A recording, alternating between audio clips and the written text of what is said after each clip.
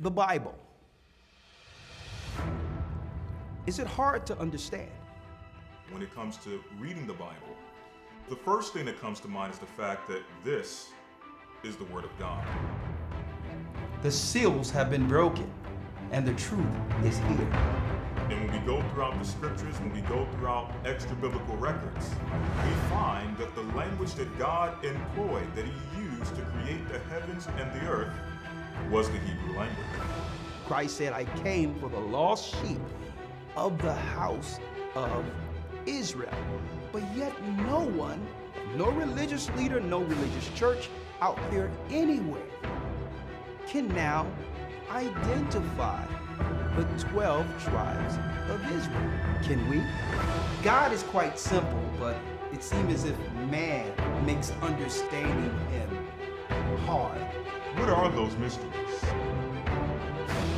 The truth of your book and the truth will make you free. The Hebrew and Bible Academy, you're invited.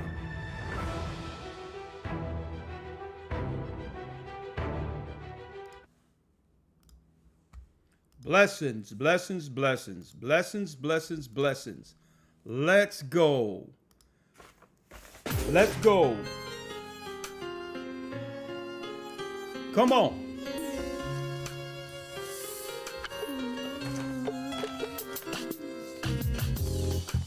The East is where we're from. The 12 tribes of Israel. Shalom, shalom, brothers and sisters. Blessed. 721 BC. The Assyrian king, he took us down, we fell. With a great escape, we went through the Euphrates. The Lord held the water still. Hit the like button. Hit the like button, brothers and sisters. To a land where no mankind dwelt, we went. The 12 tribes of Israel. That's who we be, we be. Manasseh, the Cubans, Ephraim, from Puerto Rico, and Valley from the odds of Hawaii. Come on. The Lord is calling back Israel. Zebulon from Panama, Gad, the North American Indians, Simeon, the Dominicans, the highest gathering Israel. The Most High's gathering Israel. I'm Elder Rawchaa, the Gathered of Christ Church, here with our weekly broadcast, podcast, whatever you would like to call this. All praises be to the Most High Ahaya. In the name of Yeshua, the Gathered of Christ Church, coming before you with another serious topic this evening. Is it too late? Well, when it's too late to save a nation, what are all the signs to know or to realize when it's too late? Is it too late for America? Absolutely. I answered that off the top. But it's important that we understand, how did we get here and what to do after the fall of Babylon. Right? How do we get through this? Why? There's nothing new under the sun. And usually a great indicator of where we're going, usually it's what? That's right, going backwards in history. And folks, the destruction of a people, the destruction of a nation happened right up under our noses. And we're going to deal with some current history tonight, geopolitically. And if you will, please hit the like button. Please, please.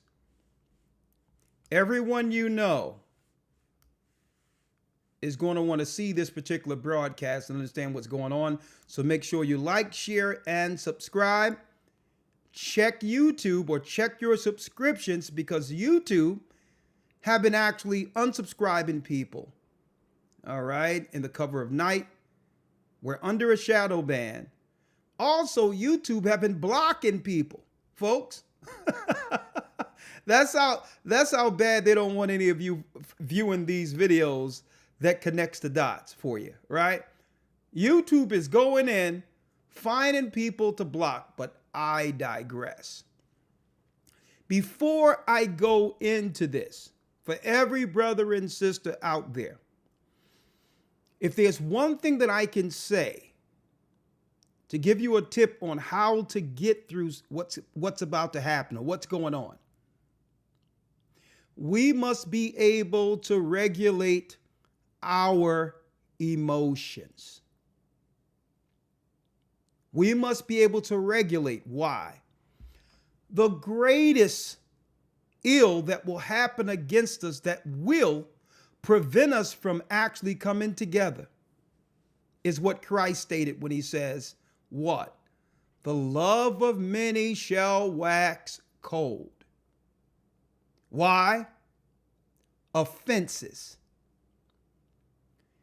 People getting easily offended over anything.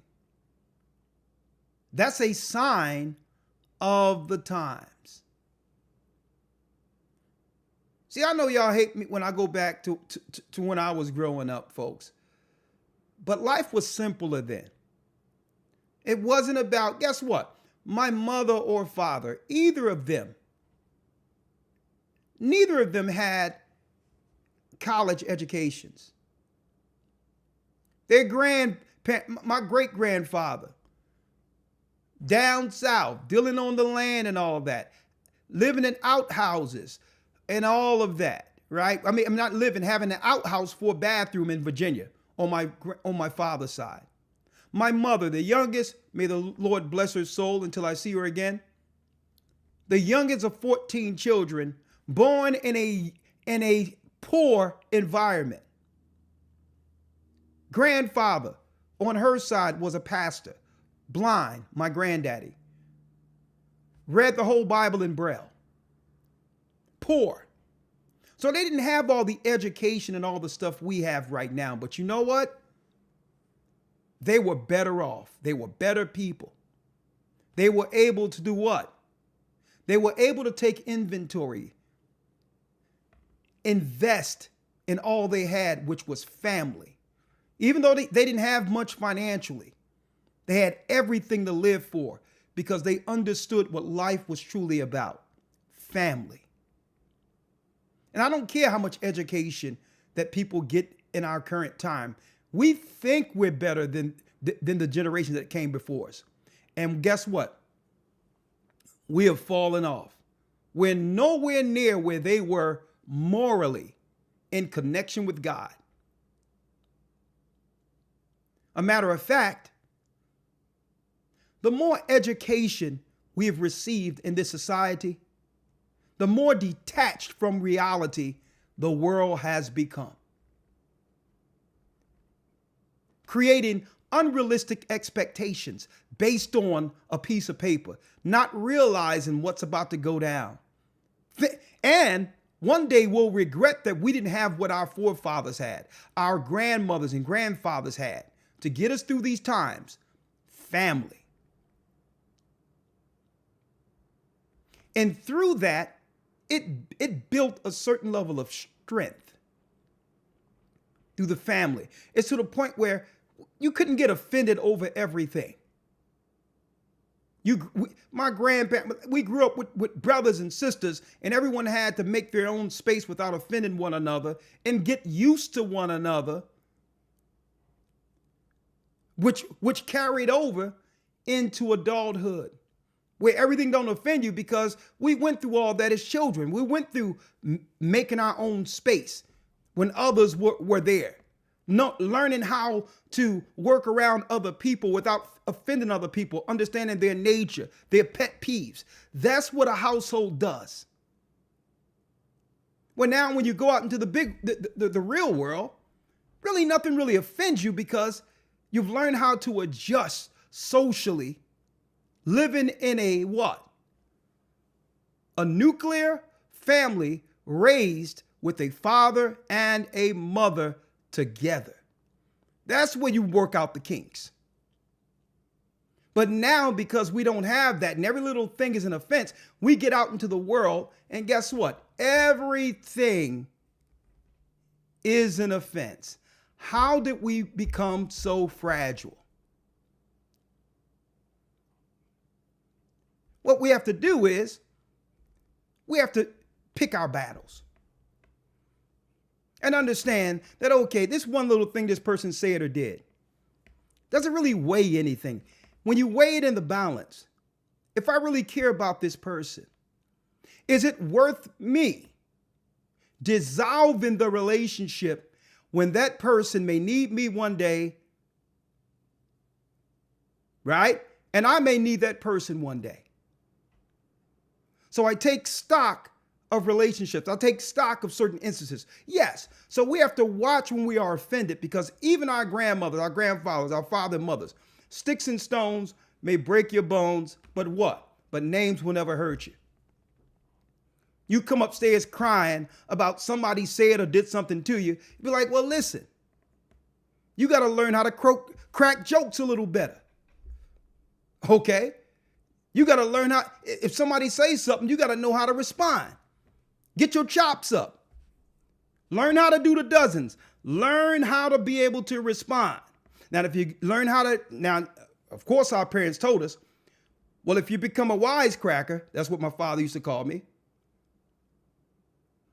If you become a wisecracker and you offend people because they coming at you and now you get them in a, what you would call verbal joust, then you better be able to knuckle up too, okay?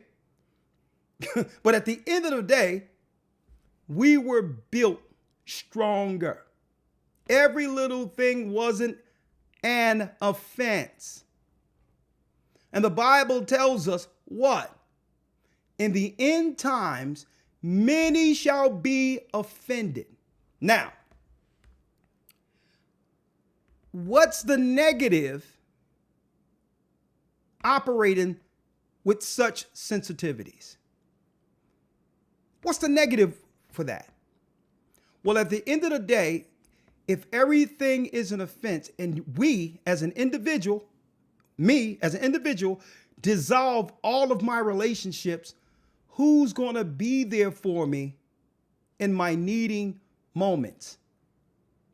Who's going to be there when the crap hits the fan, and it's about to hit the fan? So again, we're going to have to grow a tougher exterior, and we're going to have to what? We're going to have to choose our battles. We have to take stock of what's important. Cleave to the Almighty. Keep as many friendships intact as possible. And I'm not saying let someone run over you. I'm not saying that. But we must hone our skills. Hone our skills when it comes to communication. Right? If one is overtaken in a fault, ye which are spiritual, restore that person in the spirit of meekness, considering thyself, lest thou also be tempted. That means what? Be respectful. Even if you are offended and someone have done something to you, it still doesn't impede your spirit when it comes to being respectful, even in the midst of someone offending you. Not seeking vengeance, not tick for tat. And I'm saying this, we're going to have to regulate our emotions as we go through this, because why? He's already started. He's seeking to push all of our buttons, where everything we hate, every trigger will be pushed. Okay? So again, I just want to put that out there real quick. We're going to have to regulate our emotions because Satan is throwing everything at us at once. Take inventory of ourselves when it comes to what's important, and whether a small argument or disagreement or anything that can actually blow over, is it that important? Is it worth you losing a friend? And the answer is absolutely not. And why am I going here? I'm going here because I look back at decades. I look back at certain disagreements. I look back at certain things that I've gone through in life, being an older person now. And I'm like, those past discourses or past disagreements were worthless. I'm looking back at it now and I get mad at myself, like, how could I have dealt with that disagreement that way? It wasn't even worth it. So as time go by, you start to realize how important true relationships are. But if you get caught up in the moment, triggered, offended, guess what? It's not just you and that individual there. There's a spirit there. There's a spirit there. Okay? So I wanted to put that out there real quick. I just want to put that out there. Let me just make these quick announcements, then I'll bring in Elder Lawya. Right? First and foremost, matter of fact, let me bring in Elder Lawya right now. At least I can get my mic and everything all together here. How you doing, Lawya?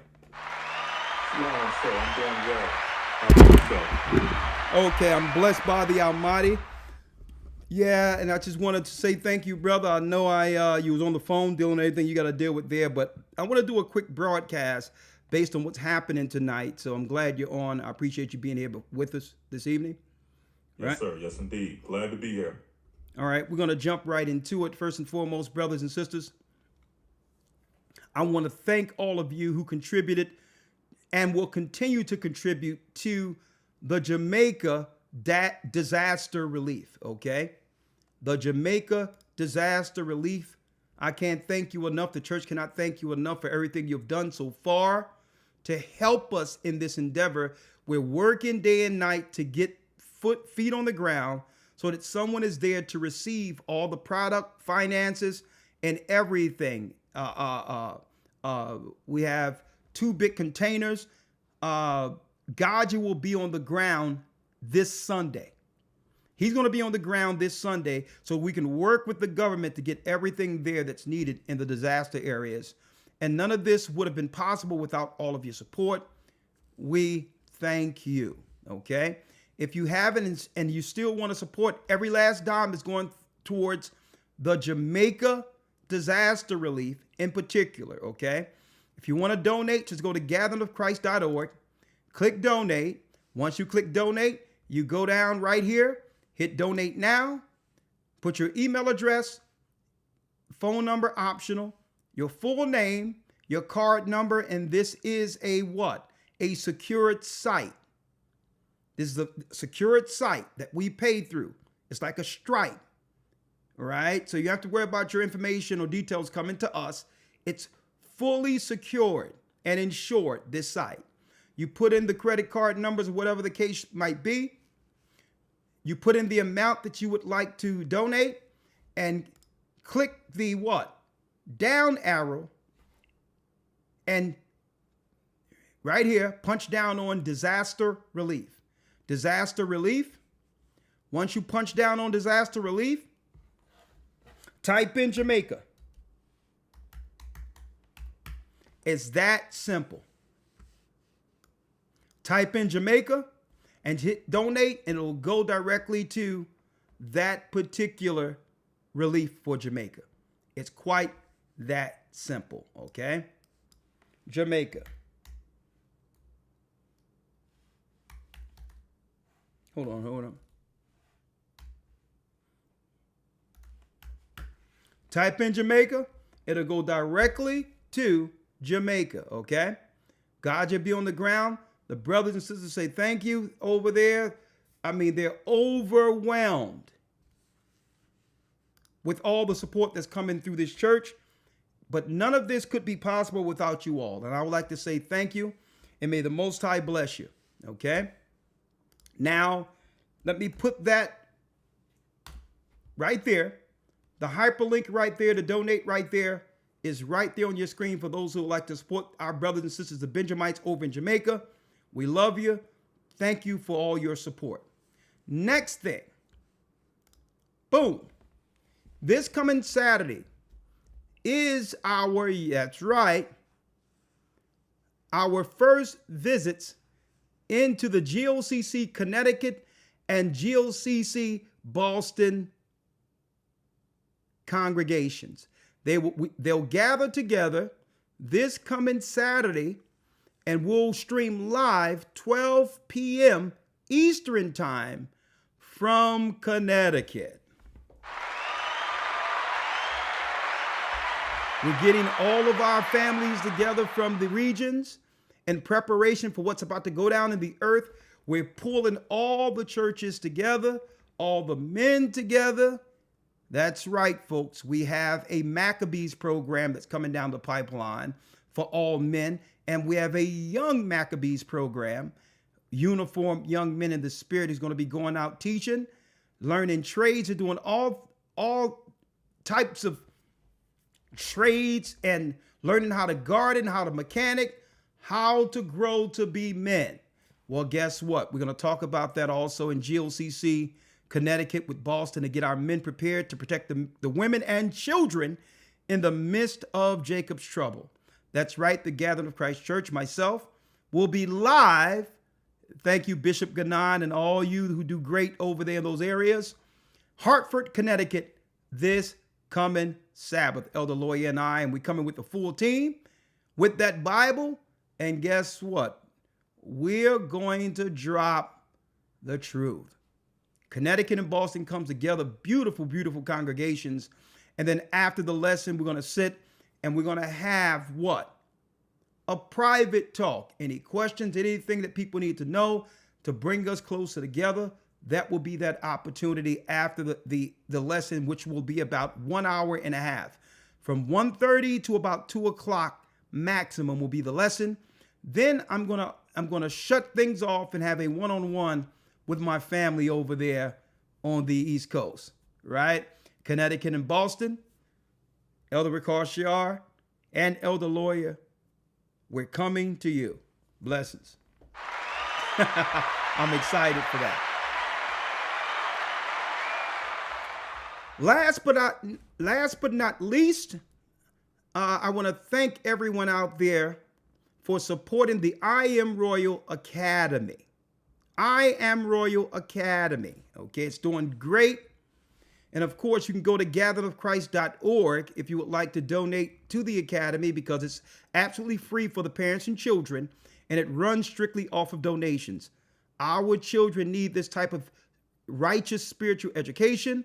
And yes, you can support that. But I want to talk about another thing, Elder Lawya, which will lean into our lesson tonight. Every time we set up something, you have a scammer, probably from another country, or a hater who will go online and use what? Our information to grift people. Brothers and sisters, what you're looking at is a scammer who put up Gathering of Christ I Am Royal Academy, something we have for our children, and made a fake Facebook page. I Am Royal Academy is not on Facebook. So I'm warning you all now. There's a scammer behind this. If you friend this, believing it have anything to do with us, unfriend it, and do not send this scammer anything. Okay? See? Based on the popularity of the church, it already has 53 friends that they probably reached out to try to scam you. All right? So it's probably some people in India, Asia. I'm going to go into those scammers, what they're good for. Right? And I have to say it too. Our brothers in Nigeria, they're going to have to get off of that, right? They scammer extraordinaires. You know what I mean? Talking about, you know what I mean? I'm a 12-shield general next to the president. They send you a letter. I'm next to the president, and right now, and I just escaped the prison, and right now, but my cousin got about $30 million in this account that's waiting for me once I get across the border. And please, don't worry about it. I'm going to hook you up after I get this 30 million, but I need you to send me $50. The old Nigerian, you know what I mean? The blessed, well, the blessed Wakanda, the blessed Wakanda spiel, right? Listen, give me $100 and you'll have vibranium in the mail within 3 weeks. Watch out for those Nigerian scams. All right. Watch out for those Nigerian scams. We're going to talk about that. You had my man Akon.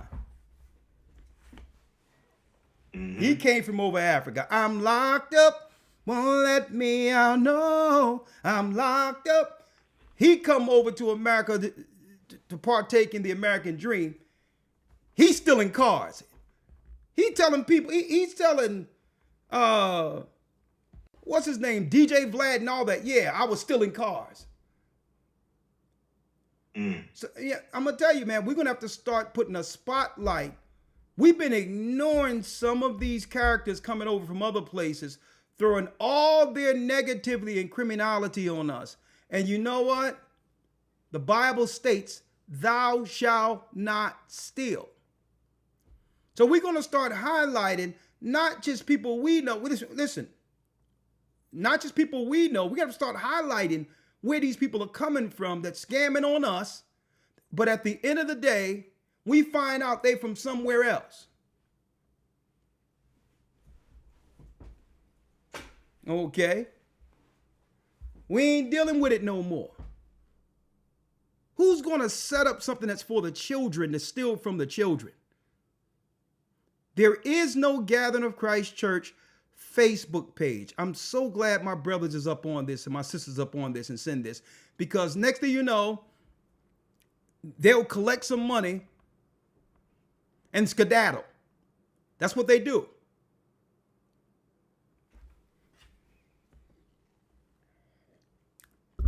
I mean, Lord have mercy. But speaking of scammers, Elder Lawya, it's time to go in. Do not support this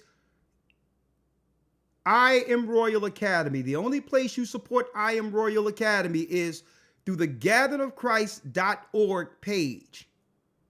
We have no Facebook or any other social media stuff for I Am Royal Academy, okay?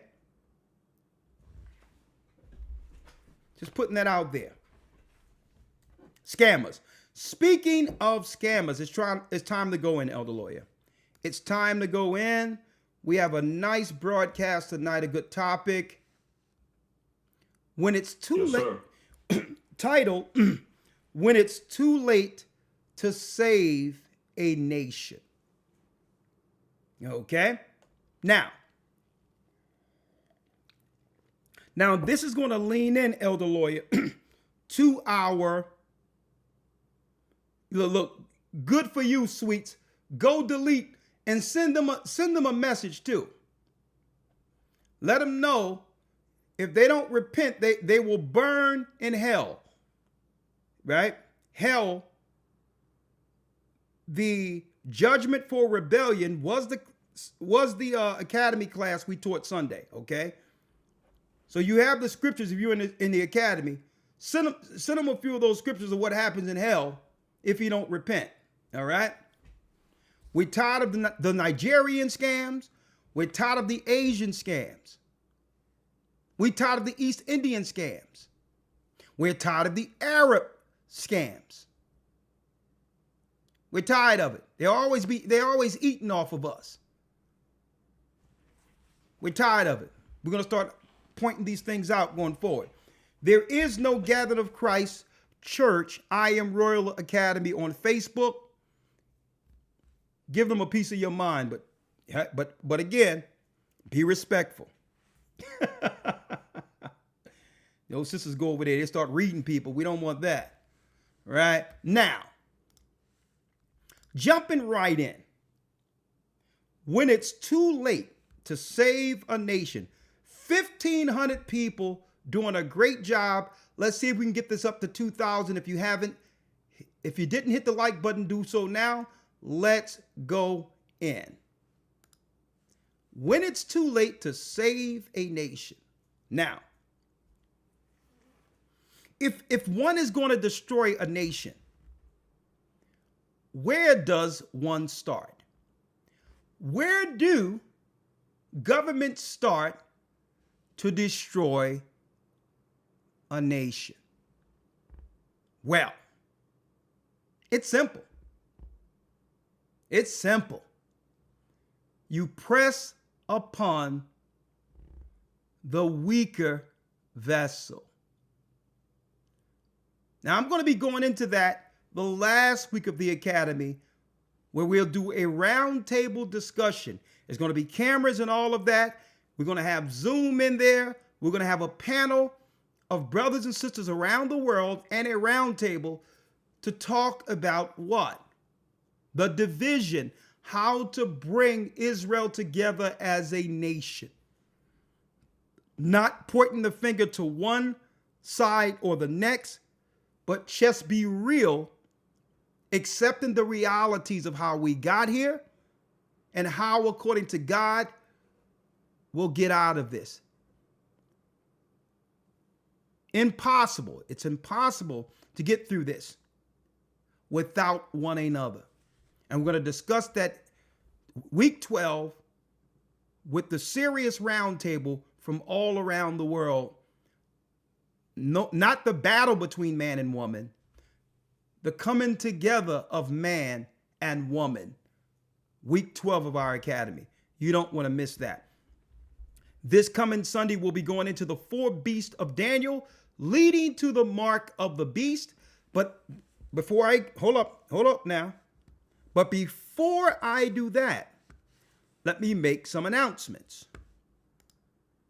Let me make some announcements that we are in enrollment period for the next academy.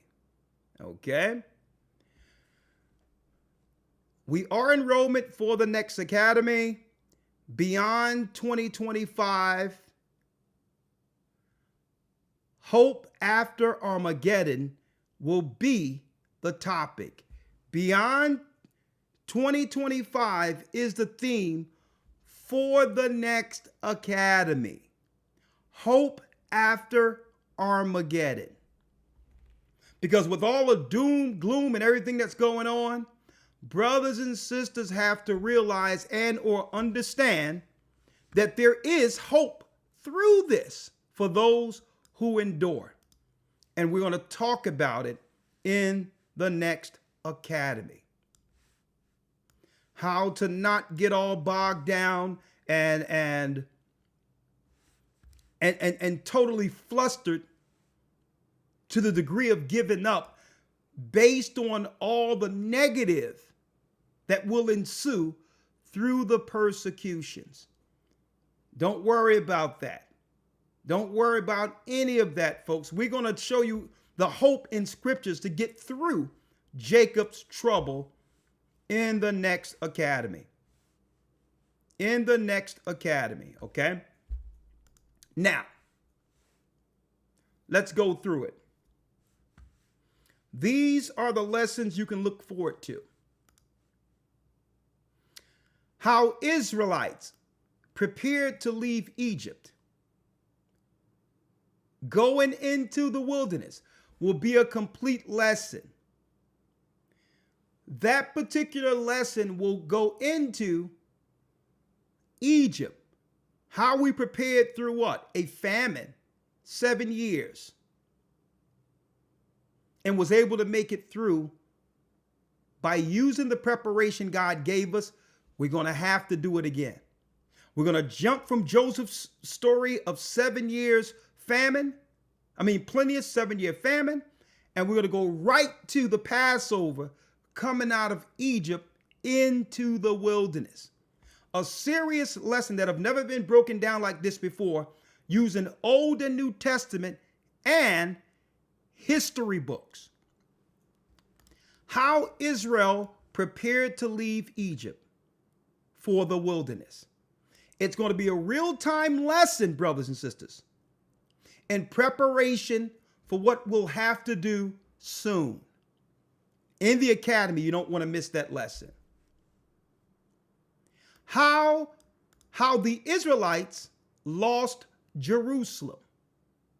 What was going on geopolitically that had us lose our homeland, Israel, Jerusalem, the southern kingdom. Well, that and more. We're going to go into the history of Josephus and all other history to show you how we fell, right? So we'll understand what to do now as a people to come back under God's grace. So not to repeat what our forefathers did to lose our homeland. That's right. We're from Jerusalem. We are not from Africa, unless you're going to call Israel North Africa. Okay. Under the new names Esau placed there. But outside of that, we're not from Africa. We're from Eden. We're from Jerusalem. Okay. The next lesson we'll have, Elder Lawya, this is going to be a good. I know you know already, but this one is going to be, I'm excited about this one. Ishmael, the Arabs, the silent enemy of Israelites. Ishmaelite Arabs have been the silent enemy of our people. And we're going to talk about that. We're going to highlight the history the Arabs have always had against us, undermining and destroying our people throughout history. We are going to highlight that, right? Not to incinerate or cause any war against Arabs, right? But to let our people understand they've been eating off of us, and it's time we stop feeding them. Right? Come under our God and navigate through Esau and Ishmael's conspiracies against us. Ishmael, the silent enemy of Israelites. And I'm speaking of the hierarchy of Ishmael. Those over the United Emirates, those who connected with the banks, connected with Esau. They've been conspiring together since Idumea, since ancient times against us. And we're going to highlight that all throughout history. Now, from Genesis all the way to the book of Romans and Galatia. And we're going to bring out the history too. Okay? Who you think taught the white man how to do serious, immoral, sadistic slavery? Okay.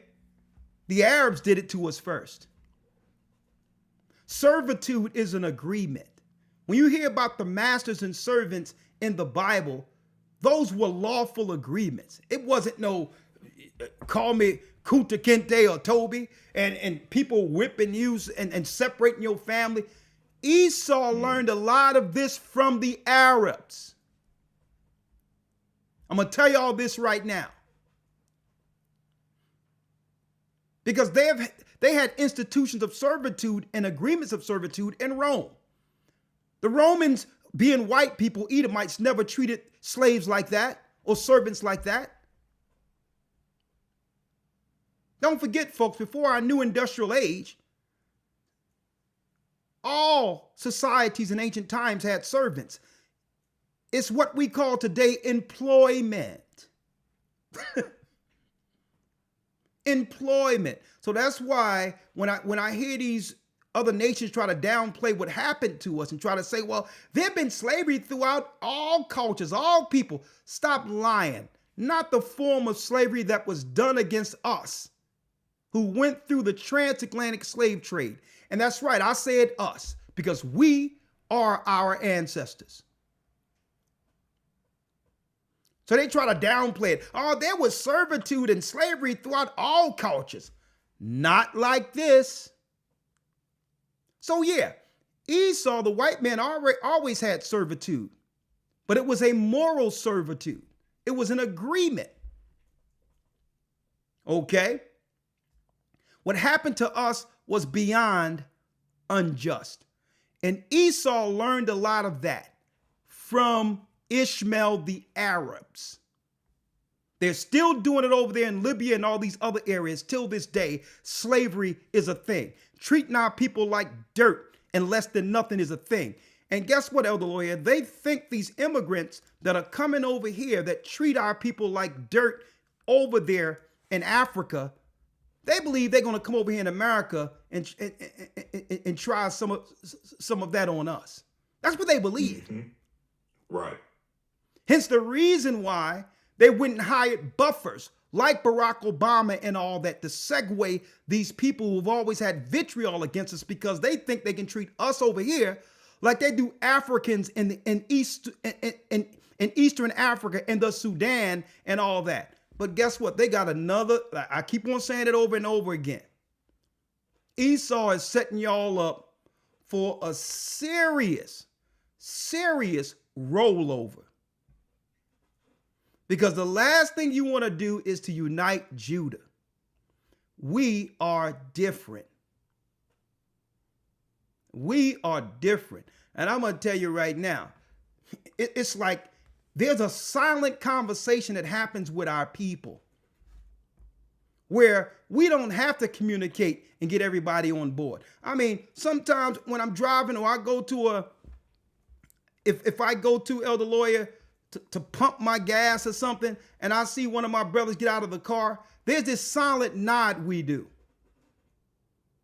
as a form of, hey, I see you, you see me. There's a silent respect. You're my brother. And we don't even talk to each other. I'll be like, yo, and he just walk. But guess what? If something pop off in that gas station, me and that brother's going to be back to back as if we were born in the same house. That's what these nations don't know about Judah over here. We don't have to have a meeting or a board meeting to come together. We just have to know all at once what is the immediate threat against us at any given moment. Without saying anything, we rally together. Guess what, folks? I've seen this over and over again. We got this silent nod. We don't have to have a meeting. I don't have to bring you to I don't have to Zoom you in. We don't have to have phone calls. We have silent nods to know if it pops off, we're going to pop it off together. I'm going to tell you that right now. Straight up. So you can have those East Indians and Arabs and all that come over here and think they're going to be able to use their caste systems, looking down on our people and all that, and use that politically as a buffer against us. You're going to get these people seriously dealt with. Okay? And we'll pray over you afterwards. Ain't no problem. It's something, Elder Lawya, I'm telling you, it's something about it. I seen a brother in the gas station the other day, and he, it's like we look at each other. Hey, how you doing, bro? Okay, cool. No pounds or nothing. You let something jump off, and I bet you we're back to back getting it on. You're just getting it on. All these cats that's operating against us. We sitting there like we were trained in the same dojo together. Right? Elder Lawya, now The last lesson we're going to have in the next academy. Ishmael, the silent enemy of the Israelites, a very good lesson. Check this out, Elder Lawya. Jews, an in-depth lesson on the synagogue of Satan. It's going to be titled Jews. Okay, we're going to show you what Israelite Jews look like, and we're going to give you the history of European Jews who became Jews through religion. We're going to go through all their conversions throughout history. Anytime these Edomites partook in our land and took on some similitude of our religion, we're going to show you historically as well as out of the Bible all of their conversions, and we're going to teach people what they truly believe according to the Talmud. You don't want to miss that lesson. Jews, an in-depth lesson on the synagogue of Satan. And Elder Lawya, it would be amiss if we don't tell them about this one.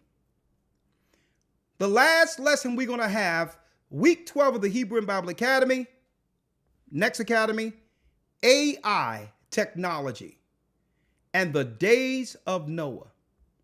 Brothers and sisters, suppose you find out that the technology that we see today, that we're utilizing right now, existed in ancient times, that we're just using old technology.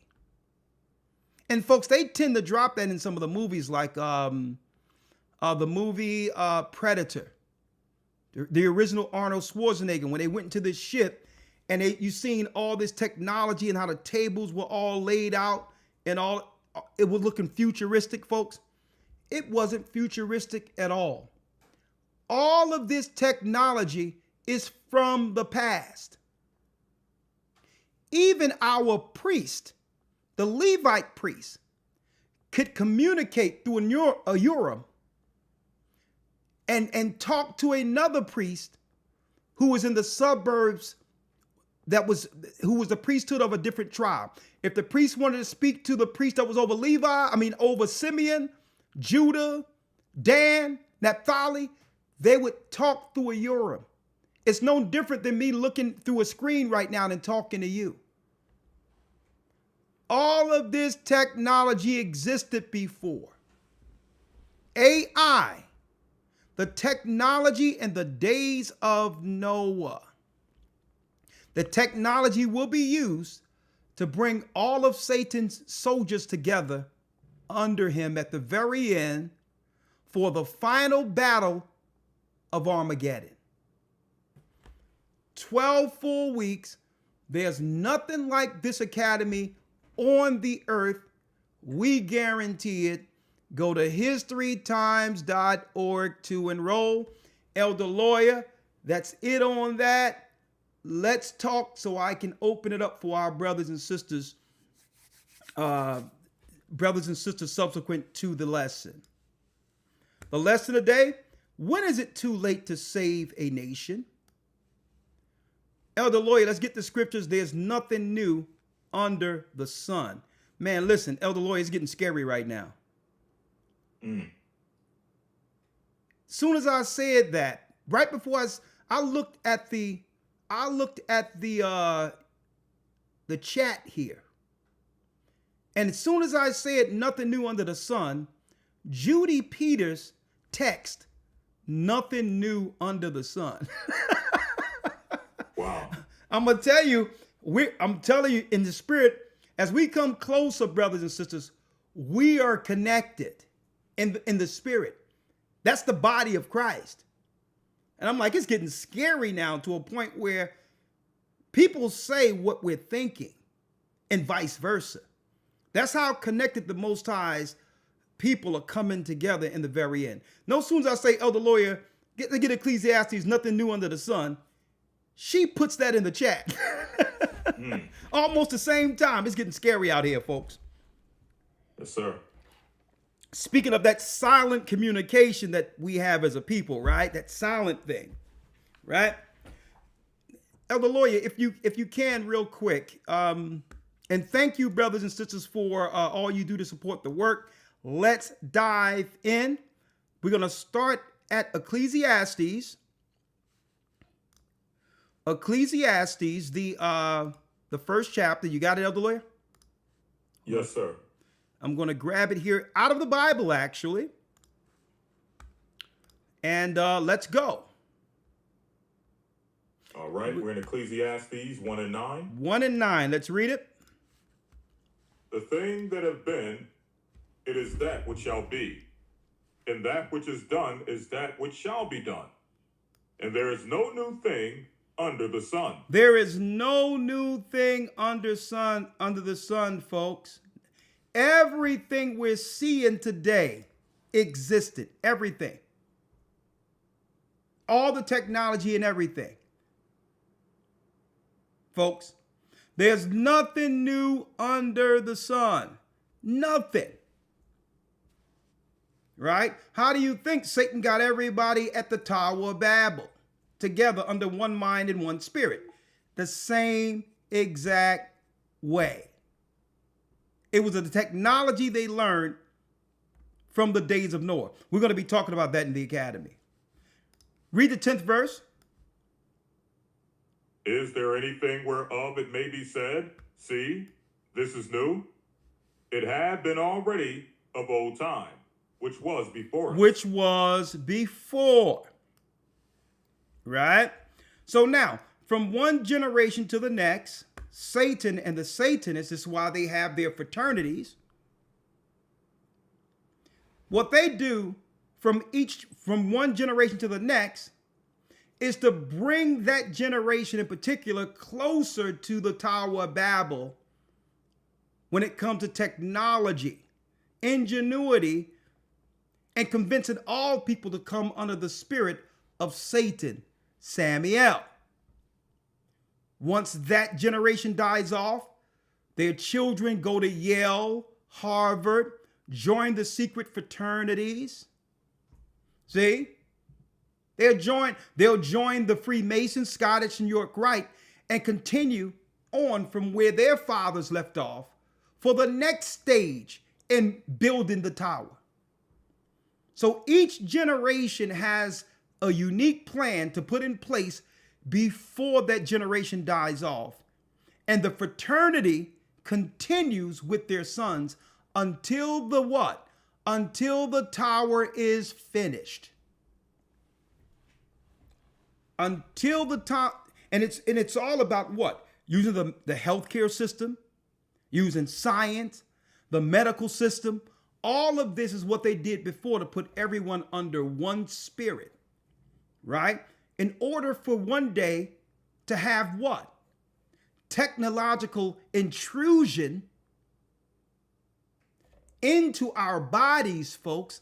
They had to get a hand in the healthcare system first, to merge everything, to make it into transhumanism at the very end, which was the plan Satan had from the beginning, to use artificial intelligence. And what that does, it allows Satan and his agents to play God, to control the minds of people in preparation for the final war. Okay? For the final war. There's nothing new under the sun. Read 11, Elder. Yes, sir. Verse 11. There is no remembrance of former things, neither shall there be any remembrance of things that are to come with those that shall come after. With those that shall come after. When it says there's no remembrance of former things, because why? The new generation comes up and people forget the past. Mm-hmm. But those that are under the secret societies don't. They write everything down. They're under their god Satan, Samael, or Jabulon. And guess what? They pick up from where their forefathers left off. But the normal person, the regular layman who lives in the earth every day, who just deal every day, forgets everything. See, but not those who are tuned in. And this is why they never wanted us, Elder Lawya, to know that we are the children of Israel. Us finding out, brothers and sisters, that we're the chosen people of God was the game changer of all game changers. Because all we have to do now is go back. Go back and seek what they tried to erase. Our name. And once we knew our name, the Bible, boom, it's like a light came on. Like, okay, well, if I know who I am, I also know who are my physical, mortal enemies. Okay? By name, I can name them. See, if you don't know yourself, you definitely can't name your enemies. And then I can go back into the confederacy of Psalms 83 and see all the nations who were there conspiring against us back then, to know all those who are in the UN conspiring against us today.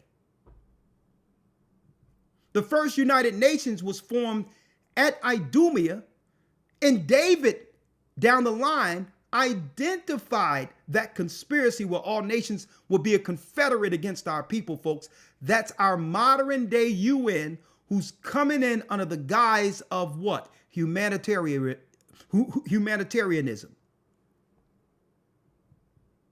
They're not humanitarians, folks. They're not in Africa or amongst us to bring rice and all that. It's about keeping tabs on whether or not God's people has awakened, and taking the resources and making it where they could never grow. Our people could never grow beyond third world status, in fear of what we might become once God calls us together like we once were under David. This is why they didn't want you to know who you were. Because we're not looking at this Bible just to sing and dance out of, right? To give a motivational speech. No, we're using this Bible for everything. Geopolitically, history, to understand how other nations conspired against us. This Bible is the greatest tool on earth for our people. The greatest tool. Now, speaking of the Bible, when it says there's nothing new under the sun, this topic, and y'all doing a great job hitting the like button, when is it too late to save a nation? This is when it's too late.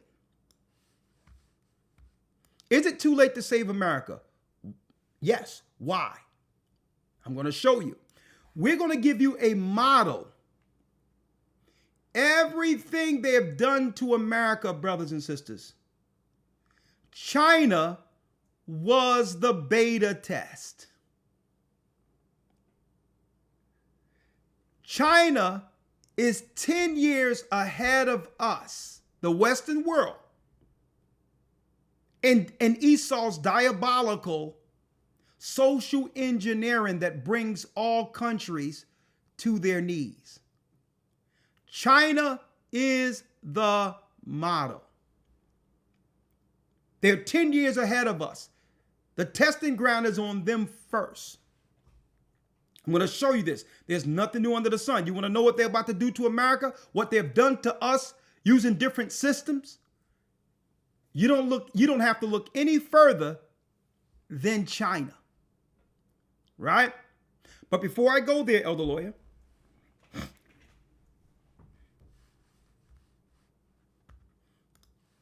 right? Because the enemy always tell you what they're doing. I need to drop on brothers and sisters, what's next? What can we look forward to in America, the Western world, or the earth, globally? What to expect in the next few years under Trump's administration?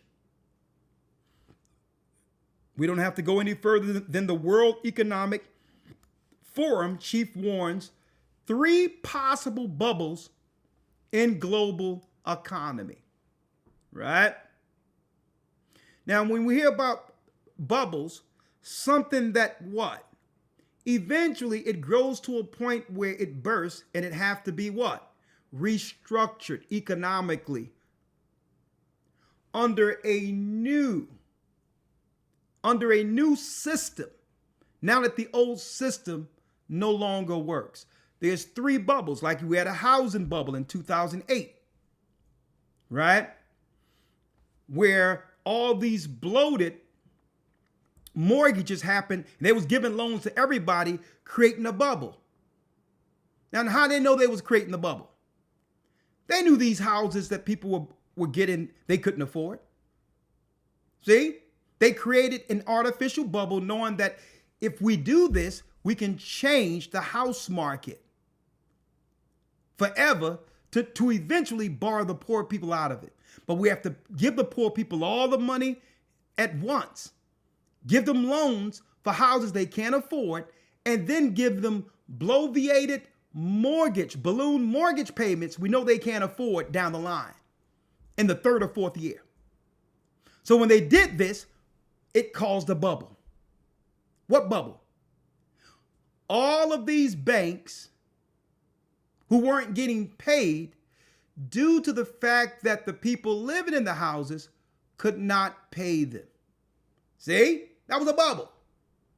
So now they say we have a crisis now because the banks are going under with all these defaults.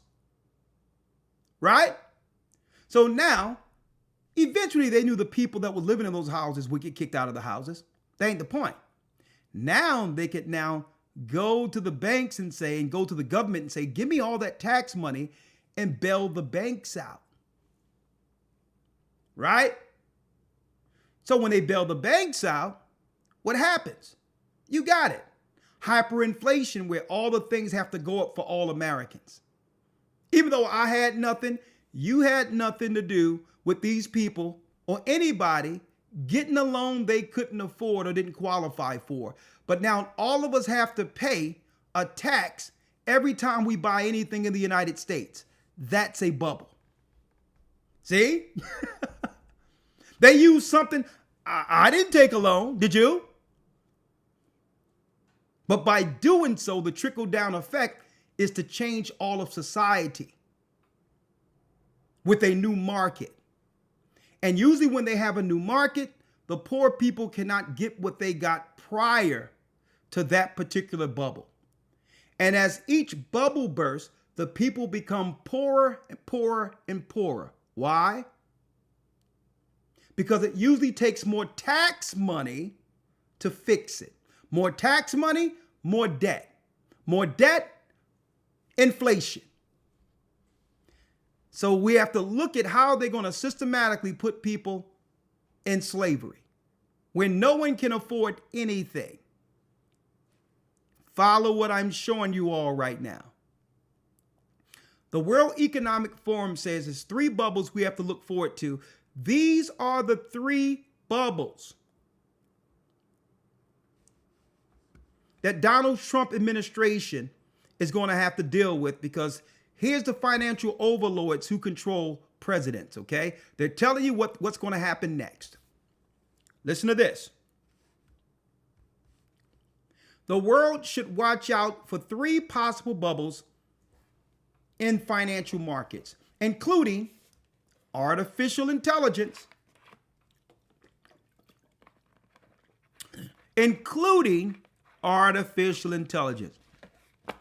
When they say artificial intelligence, folks, it's a world without manual employment outside of essential workers. All of the small jobs we've come accustomed to utilizing to make ends meet, to keep the standard of living we've come accustomed to. Brothers and sisters, we have to reshape our minds. They allowed all the immigrants and all the people from the other third world countries to come in to take all small service jobs. Uber, you name it. You name it. DoorDash, Amazon work. Artificial intelligence is going to be doing most of the work, and robots are going to be doing most of the work. Any work that's needed outside of that they'll use foreigners. Why? Because foreigners doesn't cost as much as American citizens. And if they're undocumented, the government or the laborer or the employer can always hold their status, threatening to ship them back.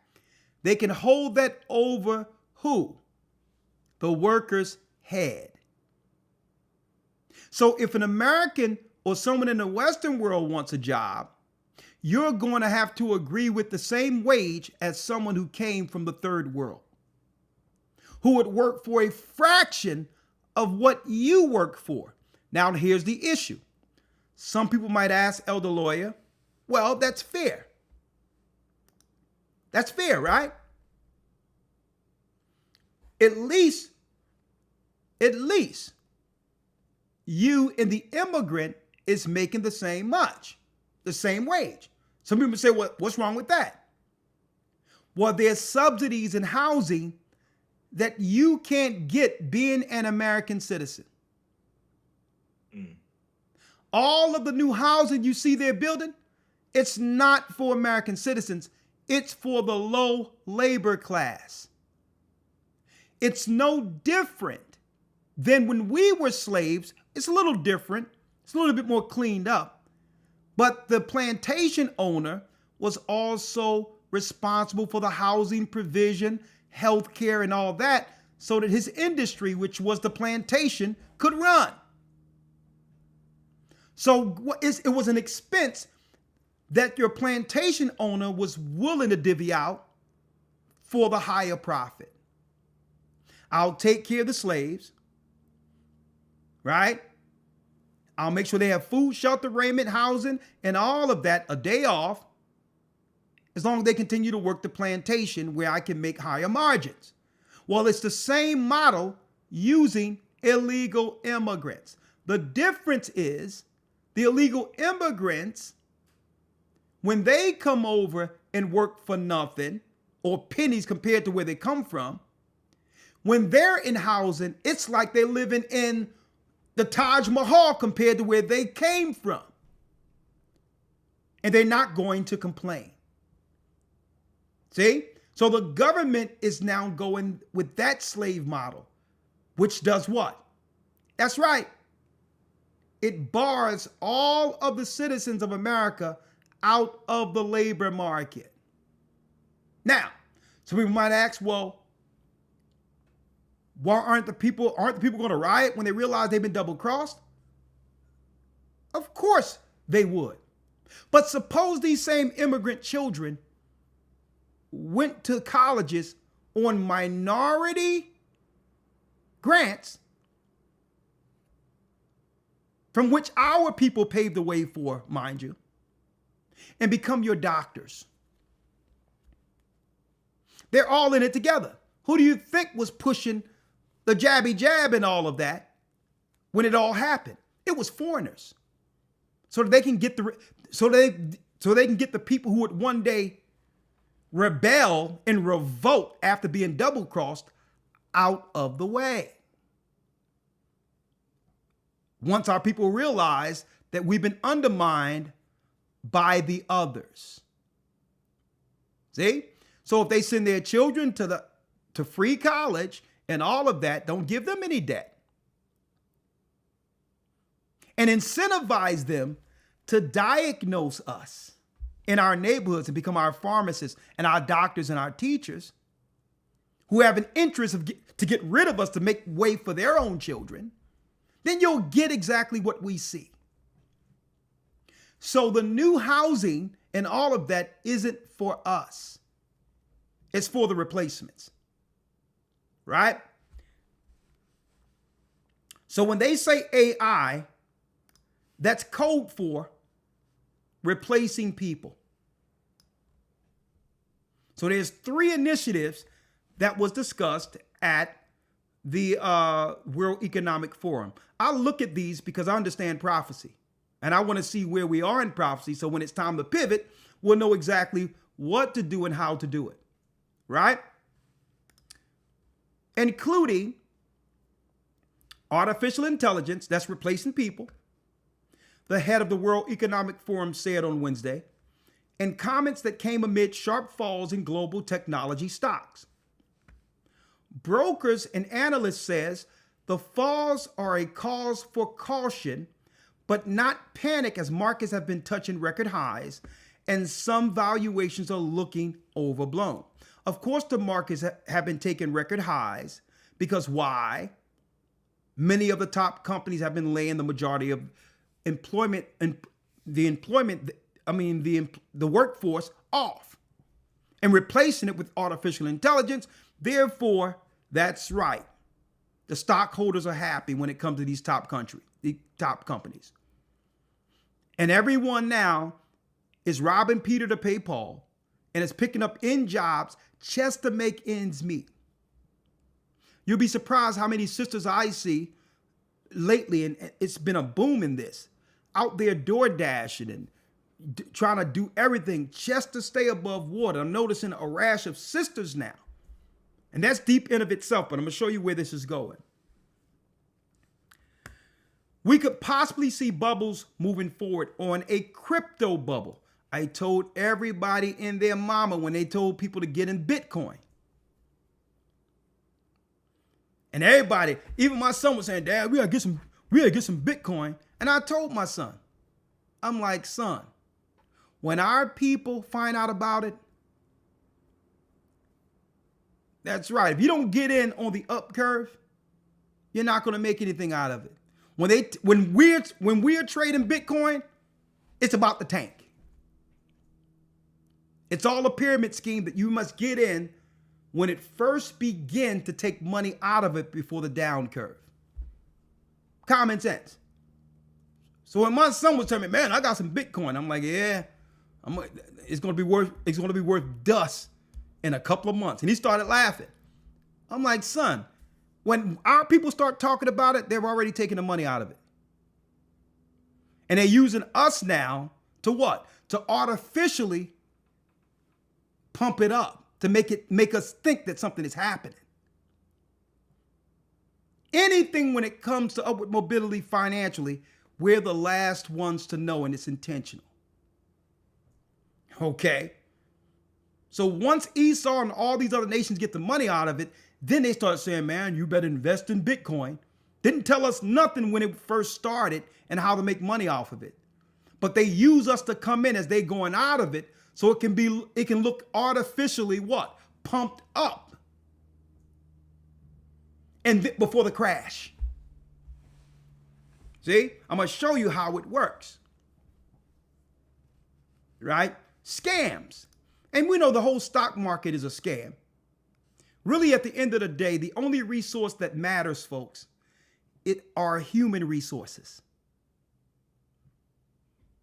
There is no bubble, no economy without people. That's the thing they don't want you to know. It's all about human resources, having the people work for nothing, for higher profits. That's what capitalism is, right? But I'm not going to stay on this too long because there's something I really want to drive home. One is the crypto bubble. Second, an AI bubble. An AI bubble. And the third would be a debt bubble. And the debt bubble is what we're going to actually dive into. And Elder Lawya, what does an AI bubble looks like? See, people have to realize the same way, folks, where everything is given to you free and it becomes too good to be true. But they're roping you in so that now you're dependent on what you were utilizing to compete. So you know how much it would cost to be able to type something in AI to get advice of a serious lawyer that you would have to pay on the level of Johnny Cochran in a couple of seconds, and he'd give you all the information on what to do? Or an accountant? It doesn't matter the profession, Elder Lawyer. You can type something in AI and it'll do a whole dissertation for you. It'll do everything for you. And we believe all of this is free. No. What they're doing is getting people dependent on it to lose what? To lose the human skill to get it done naturally. In order to compete on a fast market where everyone is using AI, everyone is going to have to continue in AI, even when it costs hands over fists. Right. People are going to become so dependent on AI. And I'm speaking of these corporations. The corporations don't want an everyday layman who, on the low, quote unquote, caste system having access to the knowledge that they went to school for and are in debt for. So eventually they're going to pull everything back and say, so you can get this. You can get one idea from AI for this amount. Another idea from AI for that amount. And this is going to price what? All the accountants and all of the lawyers and all people we went to advice out of existence. So it's a bubble. It's going to become a bubble because people are going to stop using lawyers. They're going to stop using accountants because it's so convenient for everyone to use AI. Listen to me clearly. So the lawyers are seeing that they're not getting the phone calls they used to get because we're getting consultation now, legal consultation with also background court cases and all that the AI can look into for comparison to give you the insight on how to fight your own cases and all of that. Lawyers are seeing the hit right now. I've spoken to one and they told us AI is kicking our behind. I spoke to a lawyer. He said, listen, people aren't calling like they used to anymore because they used to get us to look up the information and AI is distributing the information. I'm like, woo, this is deep. Because they're going to get all the people dependent on asking AI. And then when there's no people to actually do it who left the market based on the fact that that particular field doesn't exist like it used to financially, and they can't keep up with their expenses, these educated people who are lawyers are going to go into something else. Doctors are going to go into something else. And the whole world is going to be at the behest of AI. And that's when the price is going to shoot up exponentially. People are not going to be able to afford to get advice. And now the industry, the people who put AI out there for everybody is going to now consolidate all power. No more upper class jobs like lawyers and all that. But then there's a debt bubble. What's a debt bubble? Well, if you're taking the lawyers and everybody out of the way who went to college, and how are they going to be able to pay the debt? Right? You know how much it costs to become a lawyer? You know how much it costs to become a doctor? So now if AI then put all of your doctors and lawyers and all that on the couch because they're not making money because everybody is a professional now having access to AI, then how can they pay the debt when doctors and lawyers are no more necessary? How? They don't. So what happens with the debt? This is how you do what? You take the upper class and move them slowly into the lower class to be easily controlled. If you have finances, you have upward mobility and choices. Right? See, what I'm showing y'all, brothers and sisters, is the global understanding of everything. Right? We're doing what we've been doing. I don't need AI. We got the Bible. Okay. That's right. We're going to do what we've been doing. Okay. We got the Bible. We got the precepts. So we're going to depend on what we've been dependent on. right? So now, 3 separate bubbles, right? They're talking about, right? Now, instead of getting into the politics of the companies and all that, I'm going to talk about that Friday. But I'm going to talk about, we're going to jump into Elder Lawya right now, when it's too late to save a nation, right? I mentioned earlier that China, Elder Lawya, was the first model they would use to bring all countries, especially America being the target, down to third world status, right? Now, they would use this model against America in particular. Why? Because America poses the greatest threat to them accomplishing fully the New World Order. Why? Because Americans are too influential, especially the tribe of Judah living here. Well, now Judah is running neck and neck with those who've oppressed us. So they're speeding this stuff up. When I say neck and neck, folks, a lot of you don't know this. Medium income, the white man only makes about 7,000 to 10,000 more, between 7,000 to 10,000 more than the average black man in the United States. If that's not closing the gap since slavery, I don't know what is. Right? So these nations are seeing the metrics. Esau is seeing the metrics and saying, man, I'm throwing immigration at them. I'm throwing this, that, and the other at them. But when you look at the medium income, you always got to look at the middle. Don't look at, there's not too many people at the top and there's a lot at the bottom. You have to look at the medium to understand the metrics they're looking at.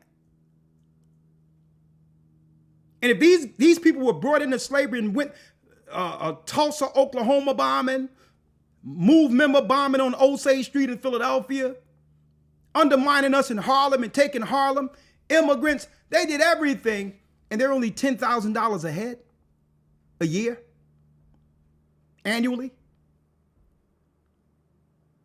They're saying, hold up, he's on our heels.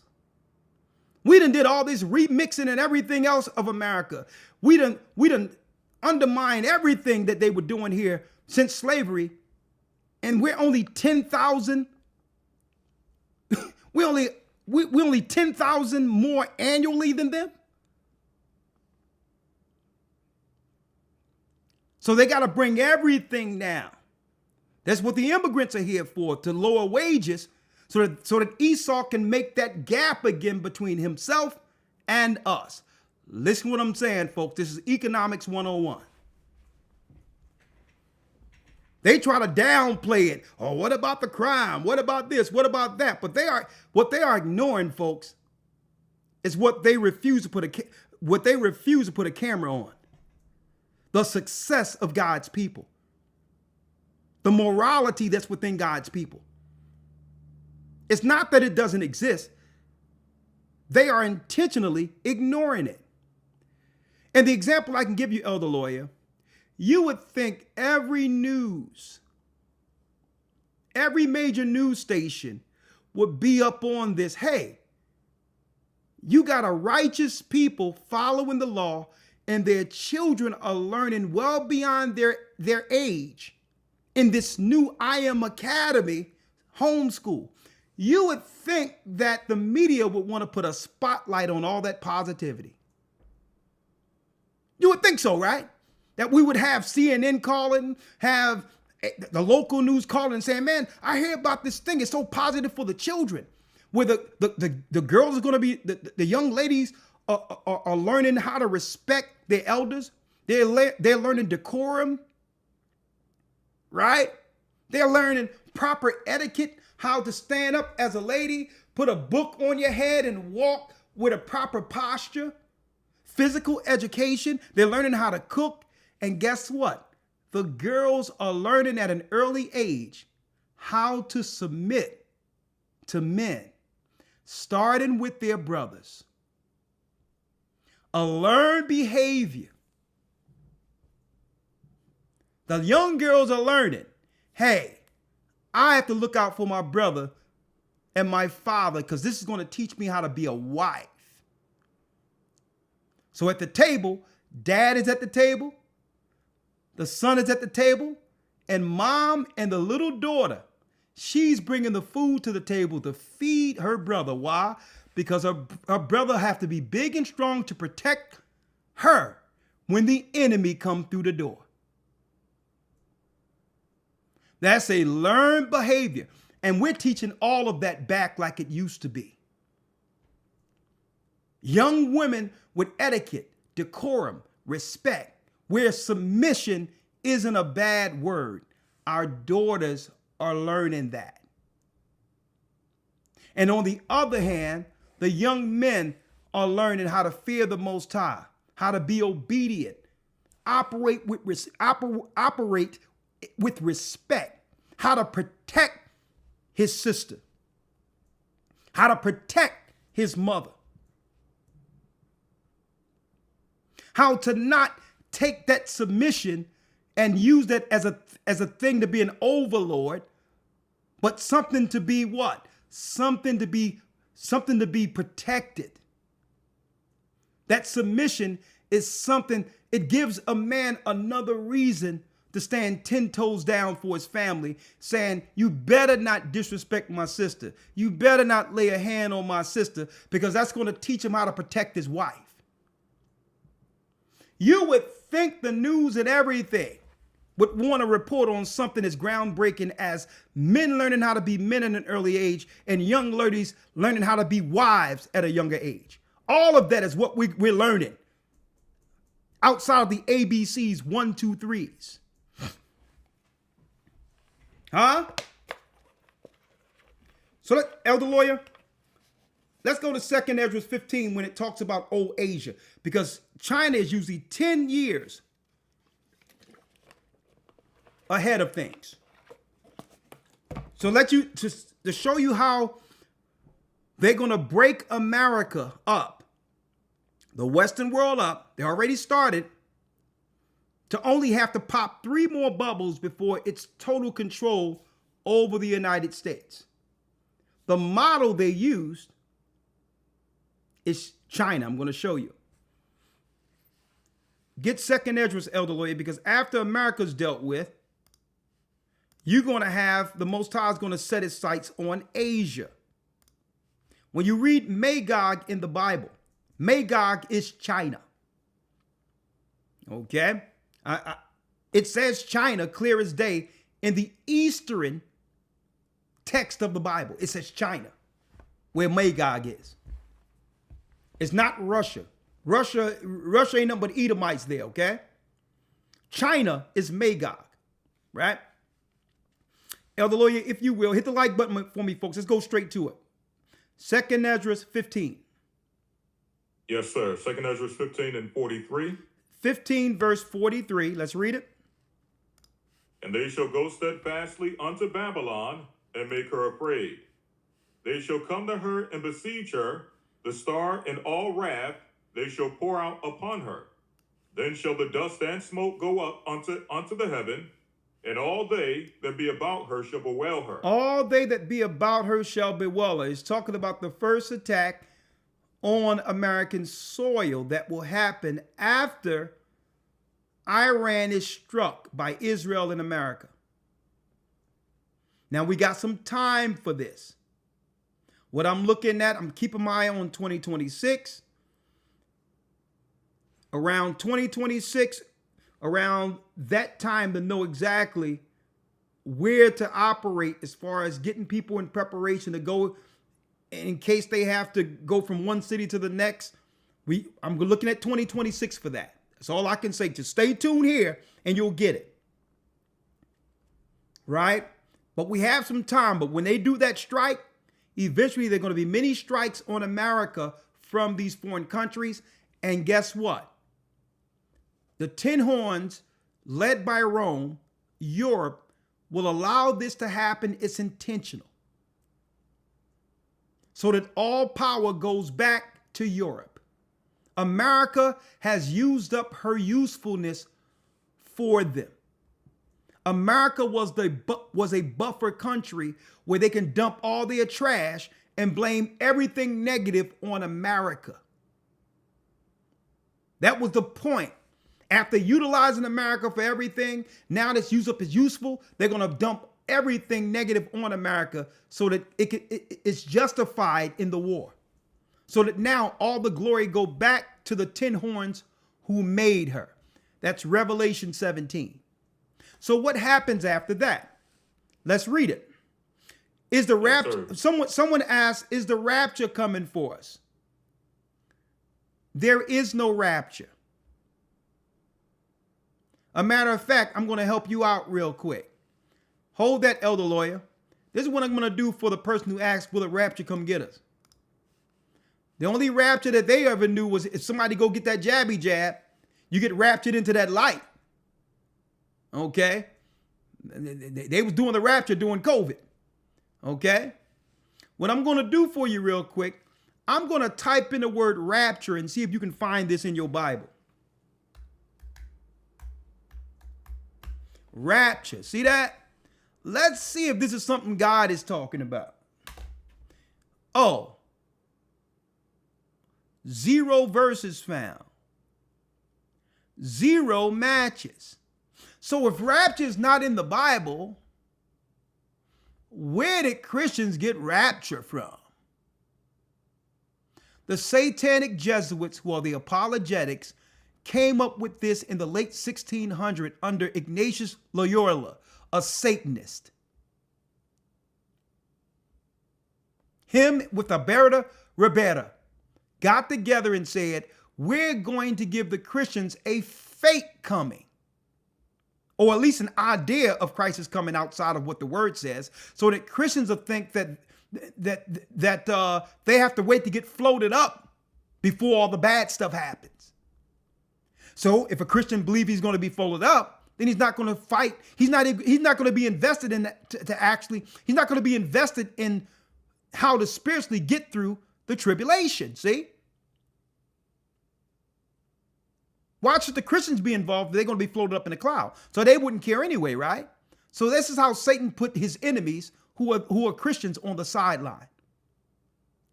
By tricking them into believing you're going to be floated up. Nowhere in the Bible it talks about a rapture.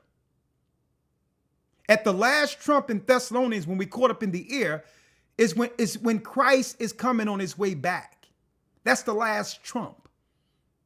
When Christ comes back, he's not going to go back into heaven for 7 years and wait for an antichrist. These are all things created by the satanic dark knights called Jesuits, who taught that garbage in the Christian churches. So there will be no rapture. Right? Unless you're going to unless you roll up your sleeves and get one of their little thingy things, they'll rapture you. They'll help you rapture that way. Gone suddenly. Right? So let's get back to it, Elder Lawyer, real quick. I want to show that real quick. There will be no rapture. Now, if you want to see that light, listen to what they're telling you to get. They're willing to tip you over, have you see that light, right? 2nd Esdras 15:43. Read that again. Yes, sir. Verse 43. And they shall go steadfastly unto Babylon and make her afraid. Come on. They shall come to her and besiege her. The star and all wrath shall they pour out upon her. And then shall the dust and smoke go up unto the heaven. And all they that be about her shall bewail her. And that's what we read of in the book of Revelation 18. This will happen after America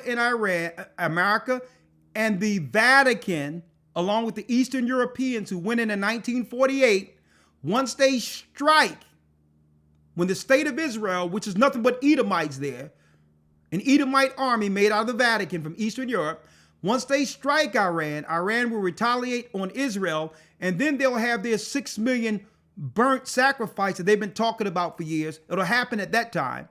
And then they're going to launch on America. That's the Bible.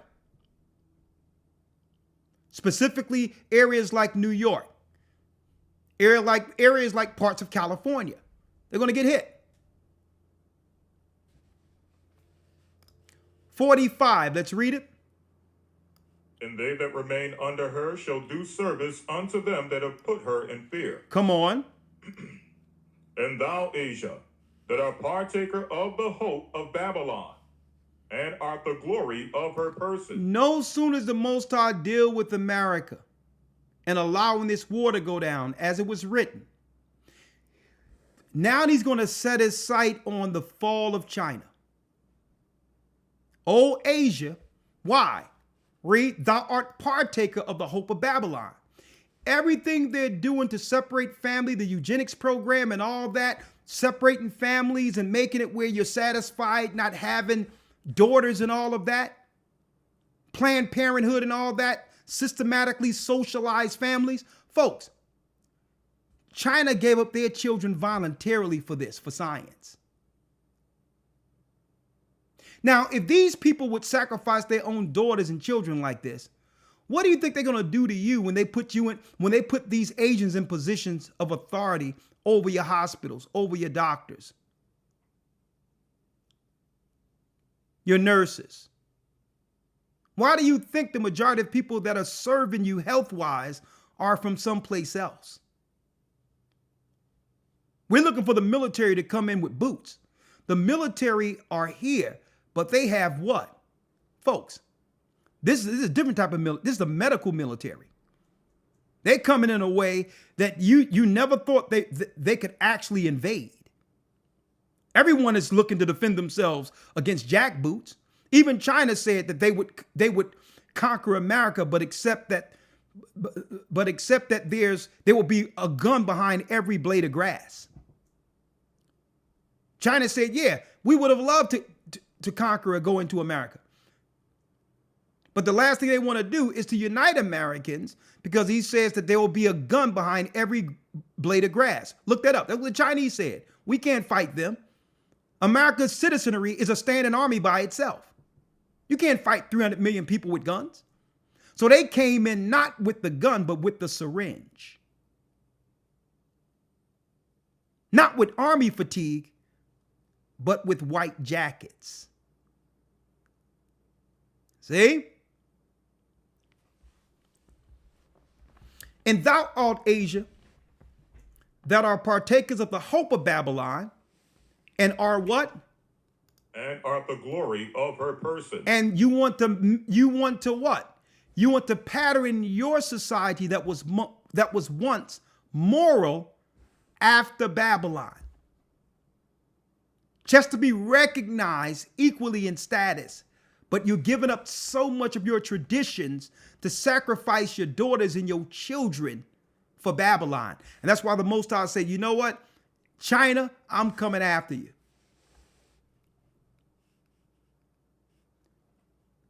Read the 47th verse. Why? Yes, sir. Woe be unto thee, thou wretch, because thou hast made thyself like unto her. Come on. And hast decked thy daughters in whoredom, that they might please and glory in thy lovers, which have always desired to commit whoredom with thee. Because you put your daughters on a stroll. At one time, Asian women were known for what? They were known for being shamefaced, shy, humble, submissive.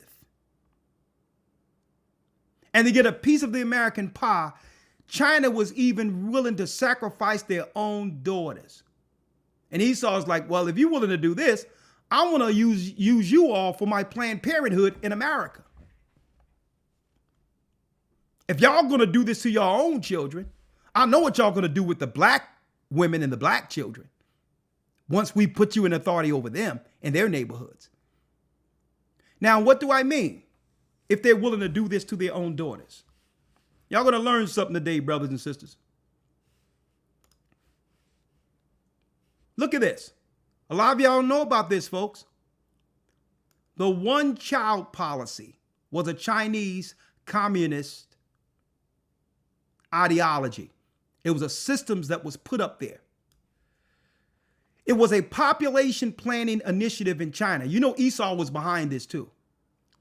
Implemented between 1979, folks, look at this, right after the Civil Rights Movement. 1979 and 2015. So this was what?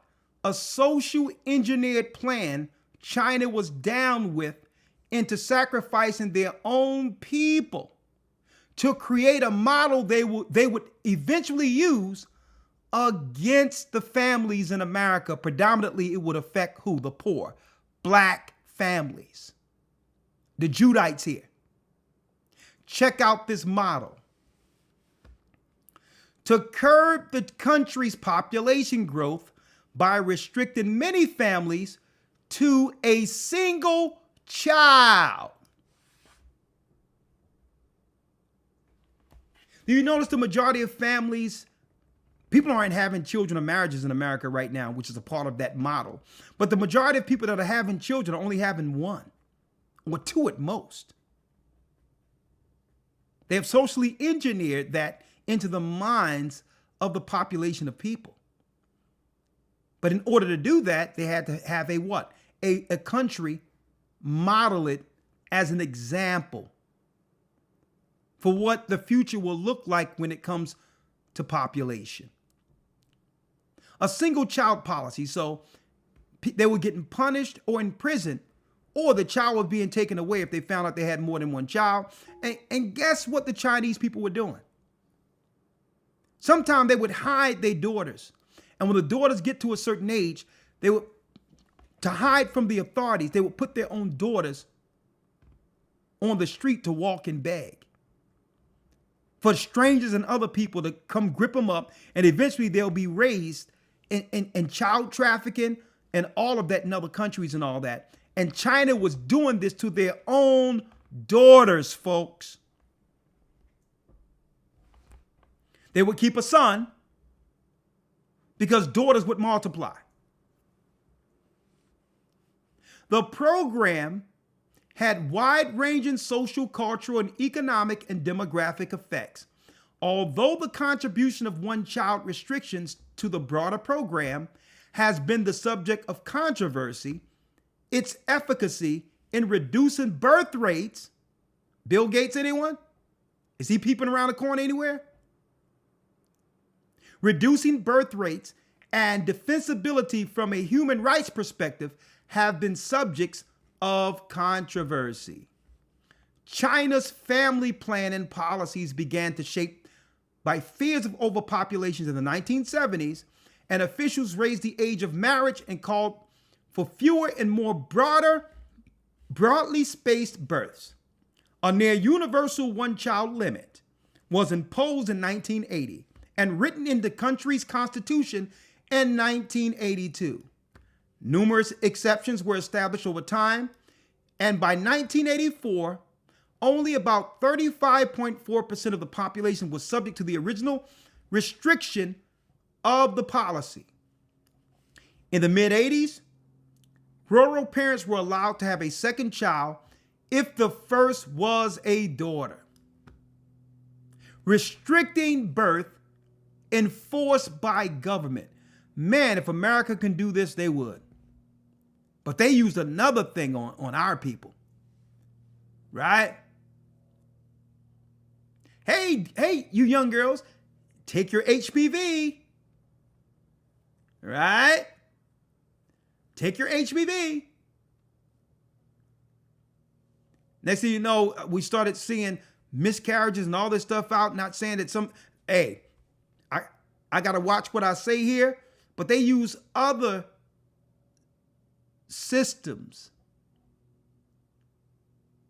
Right? Let me roll up my sleeve real quick. Maybe they can recognize it or do it this way, Elder Lawya. I'm just rolling up my sleeve. Right? They use other systems to make it where you can have less children. Roll up my sleeve real quick. All right? Got to watch what I say, but I think y'all get the gist of that. to model what they were able to enforce through communism in China. Now, why am I going here? Well, Elder, this is where the rubber meets the road, right? Tell me, Elder Lawya, does any of this sound familiar? Now, what have been the fallout of all of this? Of China socially engineering something so that the whole world could model. Aimed towards destroying the family of Judah in America who would follow this model, not realizing it's a program that was executed and perfected by Chinese people. Tell me, do these people sound like Chinese people? Or do they sound like the current people here in America?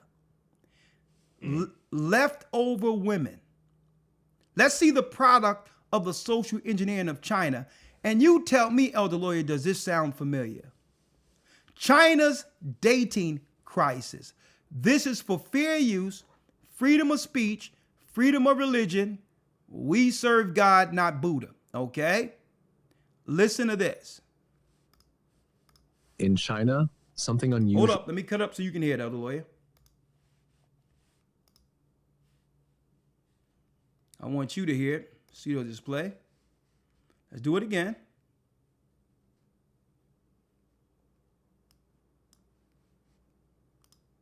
In China, something unusual is happening. A paradox that feels almost unthinkable if you're a foreign man visiting for the first time. On one side, you see rapid modernization, skyscrapers, bullet trains, mobile payments for everything. The country feels like it's operating 10 years ahead of the West. And yet, hidden under this glossy surface is a story about women. Women who by global standards are attractive, successful, educated, and still they're struggling to find partners. They're called Schengen, or in English, leftover women. It's a brutal label, but it's not just a casual insult. It's an entire social phenomenon shaping Chinese marriages and even the dating market in ways most foreigners never hear about. And today, we're going to pull back the curtain. The phrase leftover women wasn't something invented by random internet trolls. It was officially pushed into the mainstream in the mid-2000s by state media campaigns. At the time, more and more Chinese women were pursuing university degrees, careers, and financial independence. By the age of 27, 28, or 30, many were thriving professionally, but still unmarried. And in a society that still measures female success by marriage and children, this was seen as a problem. So the term Sheng started appearing in TV shows, newspapers, and government-backed articles. It painted a picture of women who waited too long and were now facing rejection in the marriage market. The cultural undertone was clear. Don't waste your best years chasing education or careers, marry early, or risk being left behind. For many Chinese women, the biggest pressure doesn't even come from men. It comes from their own families. Parents, aunts, uncles, grandparents, every holiday gathering can feel like an interrogation. Do you have a boyfriend? When are you getting married? You're not young anymore. In a country where family lineage is still deeply valued, the urgency is real. Parents worry about becoming grandparents. They worry about losing face if their daughter is still single after 30. Some even take extreme measures, like going to marriage markets in public parks, where parents gather with paper resumes of their children, advertising them to strangers like job candidates. Imagine walking through People's Park in Shanghai or Zhongshan Park in Beijing. Trees lined with sheets of paper, each listing a son or daughter's age, height, education, job, and salary. And most of the time, the children don't even know their parents are there. This isn't a fringe behavior, it's mainstream. And it speaks to how deeply personal success is still tied to marriage in modern China. Now here's the twist. You might assume these women can't find partners because they're not attractive, or they lack qualities men want. But that's not true. Many are beautiful, educated, and financially stable. The real challenge is expectation mismatch. A woman with a degree, a strong career, and an income often looks for a man who matches or exceeds her level. But in China, this creates a bottleneck because men with equal or higher status often prefer younger women, typically in their early 20s. It's not about romance. It's about cultural tradition. The idea that a younger wife is more pure, more fertile, and easier to mold into family life. So even though these women are objectively excellent partners by global standards, they get squeezed out of the dating market. Men go younger, women look for equals or betters, and somewhere in between, nobody meets in the middle. Here's where it gets even darker. China has one of the most imbalanced gender ratios in the world. Thanks to decades of the one-child policy and a cultural preference for boys, there are now millions more men than women. On paper, you'd think this would work in women's favor. More men competing for fewer women. But it hasn't played out that way. Why? Because marriage in China isn't just about love. It's about economics. Many men from rural areas who already struggle financially find themselves locked out of the marriage market because they can't afford a house, a car, or the high bride prices that are common in many provinces. Meanwhile, highly educated women in big cities find themselves unwanted by men at the top who prefer younger brides. The result? An entire generation of leftover women in cities and an entire generation of leftover men in villages. It's not just a dating problem, it's a national crisis. Behind the statistics are real women living real lives. Imagine being 32, attractive, earning good money, and still being labeled a problem just because you don't have a husband. The emotional toll is heavy. Anxiety, self-doubt, even resentment toward a system that feels rigged against them. Some women choose to push back, proudly embracing single life, traveling, and focusing on themselves. But many still feel trapped between personal freedom and social judgment. And this is where foreign men sometimes step into the picture. Because a foreigner usually doesn't carry the same cultural baggage. He's less concerned about her age, less focused on whether she owns a house or if her prime years have passed. For some leftover women, dating a foreigner feels like an escape from a suffocating system. But let's be clear, that doesn't mean every leftover woman wants a foreign boyfriend. Many don't. Yet the attraction is understandable. This phenomenon isn't just about dating. It's about how China's modernization has created new freedoms for women, but hasn't erased old expectations. Women can now pursue education, careers, and independence like never before. But the marriage market is still operating on traditional rules. The clash between old and new values has created a whole generation of women stuck in the middle, successful on paper, but judged as failures in love. And in that clash, you see the future of China's social fabric, a society caught between progress and tradition, between modern choices and ancient pressures. So what does this mean for you as a foreigner? This is sounding familiar, doesn't Elder Lawya? Yes, sir. I'm going to play the Very rest of familiar. it. You know, but what's deep about this is people believe that the life they're living is through the direction they chose for themselves. People don't even realize where they've been socially engineered into a certain mindset. A lot of people believe that, okay, what I'm doing, this is my trajectory. This is my story. This is what I've always wanted to do. Are you sure of that?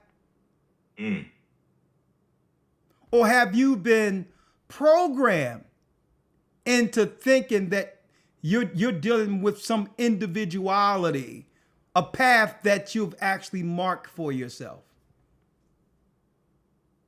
I'm just going to leave that out there. And it still comes down to what's deep about this is when it says when it's too late to save a nation. Understand that women, when it comes to the foundation of morality and tradition, are the first teachers of the children. Culture, education, how one views the world, all of that starts from a child's dependent on his mother's direction. So the only way you can save a nation is to give the woman the proper view. And the proper view have to be with her first understanding the reason for her existence. And I know that's a tough pill to swallow, but a nation cannot survive unless women operate in their what? Natural nature intended for them when God created her.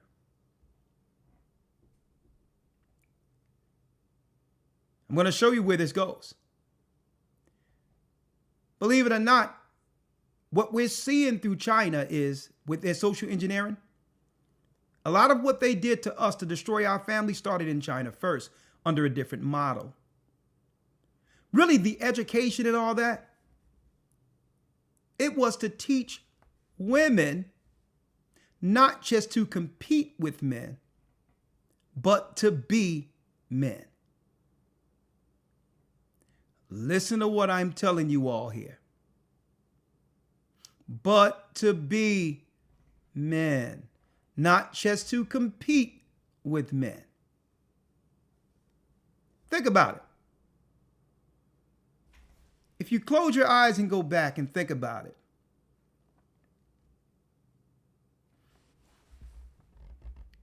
and just take male or female out of the way, who would this usually be the one sought after? Someone goes to school, goes to college, get a degree, raise up the financial worth to an age that this person now can provide for a family. And then once that person have achieved that, at the age to find someone who's ready to have a child. Who does that sound like? A man or a woman? A man. That's always been, it's like they switched the roles socially without telling anyone. What they weren't telling people is, or women in particular, is they use wordplay in psychology by saying, get your education. But what they didn't tell women, and what they should have been saying, this is what they were teaching. You can be the man. And by doing that, it flipped everything upside down. To where what? That nation will soon be non-existent. When you stop having children and stop having family and kill the life that would normally come to the earth, it won't be too long before that particular nation becomes extinct. That's common sense. But they had to trigger one side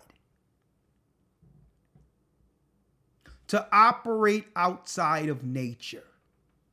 And this model was perfected in China. And it's to a degree, Elder Lawya. Check this out.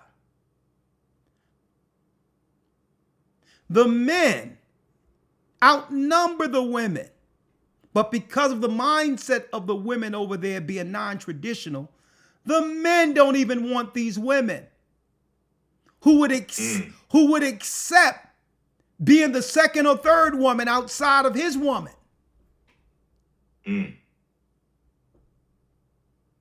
I need y'all, what type of psychological damage that is, where a man who would have choice outside of his woman knows all these women anyway, and that they will accept it, but yet the men will say, you know what?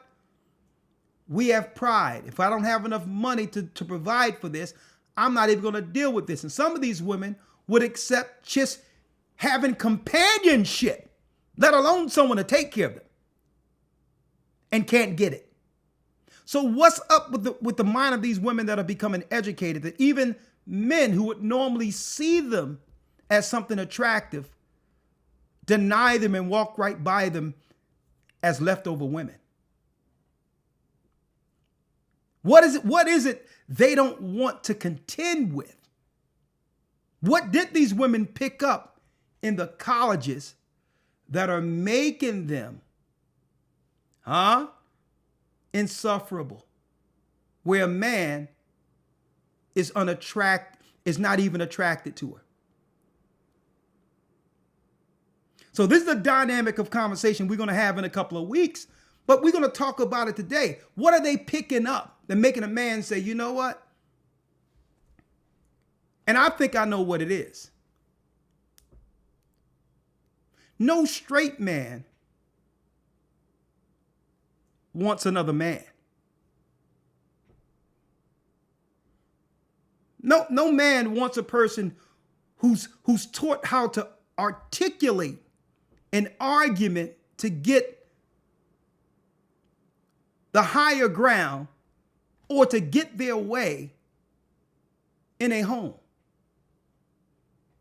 Okay? Some of these people go to school to learn how to argue, to learn how to articulate a point to be right, to cause discourse and conflict in their own homes instead of being soft, instead of being submissive, instead of being vulnerable. And when a woman is vulnerable, a man knows he's needed. So I wanted to take it outside of the frame of America, Elder Lawya, and go to the country that the Most High is going to destroy, who patterned itself after Babylon. So that we can't take this personal to see that this is a world thing, what Satan has done. But through a microcosm, it can only be seen as an American thing or a black man or black woman thing. But no, this thing is a Satan thing. He's always pressed on the curiosity of Eve. Oh, I can show you the first commercial for a degree. I can show you the first adverse, the selling point for her to get a degree. You want to see it? Hold that, Elder Lawya, and let's go to Genesis, the 2nd chapter. Now, and again, I'm not saying it's wrong for a woman to get an education. I'm not saying that. But with every action, when it comes to investing so much time, we have to weigh what we're sacrificing. We can't have it all. If we make a choice here, we have to decide what we're giving up for that choice. And Satan knew the whole time when he came to Eve, there's a consequence that you don't know that comes with your education. Okay? You're not going to be able to submit and do your order as a nation builder for your family if you take this choice. Because I'm giving you this choice to compete with the only one that can defy me, the man. And if you two are not working together, it'll give me enough time to find a way to destroy both of you. So let me show you the first idea of a degree. Because don't forget, Adam already had the knowledge of everything. He named the animals. He named everything. He already had certain insight that he taught to Eve once the Most High took her out of him. Right? Hold this real quick. And let's go. And I'm showing you why I'm going here in a moment. Right? Genesis 3, Elder Lawya, I'm sorry. A matter of fact, Genesis 2. Because what Genesis 2 does, it goes into the creation of the woman. Right? Let's go there first. Right? And let's go directly to 20, then read 21. On down. Yes, sir. The book of Genesis 2 and 20. And Adam gave names to all cattle, and to the fowl of the air, and to every beast of the field.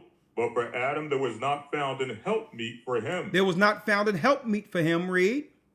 And the Lord God caused a deep sleep to fall upon Adam, and he slept, and he took one of his ribs and closed up the flesh instead thereof. So she was made out of the man's own DNA. Okay, man was created. Woman was made out of man. That's what woman means. Okay, all civilization came out of men, including the seed to have children that fertilizes women eggs. It's the men that brings forth life. It's woman who carries and nurture that life. That is the normal order of man. It doesn't matter what we feel about it or what we think about it. That's just the way it has always been. And anytime we try to go contrary to what God stated from the beginning, all societies goes to nothing. It's not even about an argument. A woman can never argue that she brings forth life. That's a lie. That's a lie. The life is in the seed of man. A woman carries life. It's not even an argument. It's common sense. Now that men, even black men, decided that, okay, no, we're not going to give our seed to some crazed nuts at a sperm bank. Now look what's happening. It turned the whole IVF thing upside down. Well, now people got to go find some stuff that's probably coming from some nutty, coked up doctor who's trying to just get paid off of fertilizing a woman. And you got a woman sitting around probably carrying Jack the Ripper's child. Just to do what? Just to oppose the natural order of things. That means to get right in your mind and do what God says.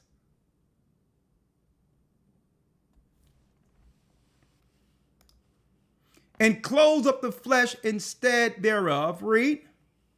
And the rib which the Lord God had taken from man made he a woman, and brought her unto the man. And brought her unto the man, which is all good. This right here, this is righteousness right here. Read. And Adam said. And Adam said, This is now bone of my bones and flesh of my flesh. She shall be called woman. He named her. Not only did she come from him, how beautiful she was, he's seen her, he named her. Read. She shall be called woman because she was taken out of man. Read. Therefore shall a man leave his father and his mother, and shall cleave unto his wife, and they shall be one flesh. Now, when you look up at the 18th verse, here is the main purpose for woman. And you have many people to look down on this and make a woman believe that she's less than operating in her normal function. And I'm going to hit you with this. If a woman isn't operating in her normal function like this, it drives her crazy. Women are social creatures. They aren't meant to be alone. Men, on the other hand, is different.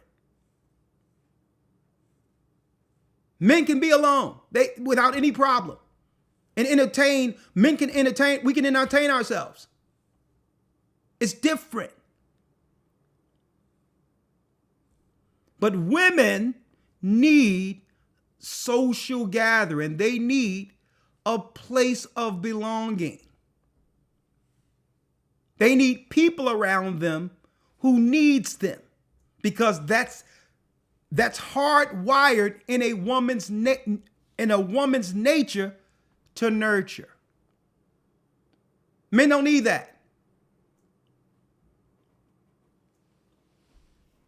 18, read it. And the Lord God said, "It is not good that the man should be alone. I will make him an help meet for him." Make her a help meet for him. Right? So she's the gift to the man. An appreciation for the man.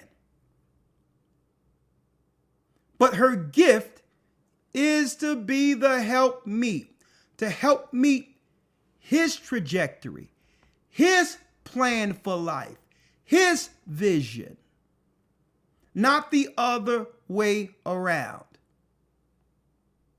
It never works if a man comes into a woman's vision. It never works. Number one, the respect factor will never be there. She can't respect a man who followed her. And she'll always seek a man who can guide her because she's hardwired like that. That's what the Most High put in her from the beginning. So again, we're going to talk about this in a couple of weeks at the round table, but that's how a woman is hardwired. If a woman has to guide a man, then eventually she's going to lose disrespect for him. And this is why women have to be careful not to choose men you know that you have to lead.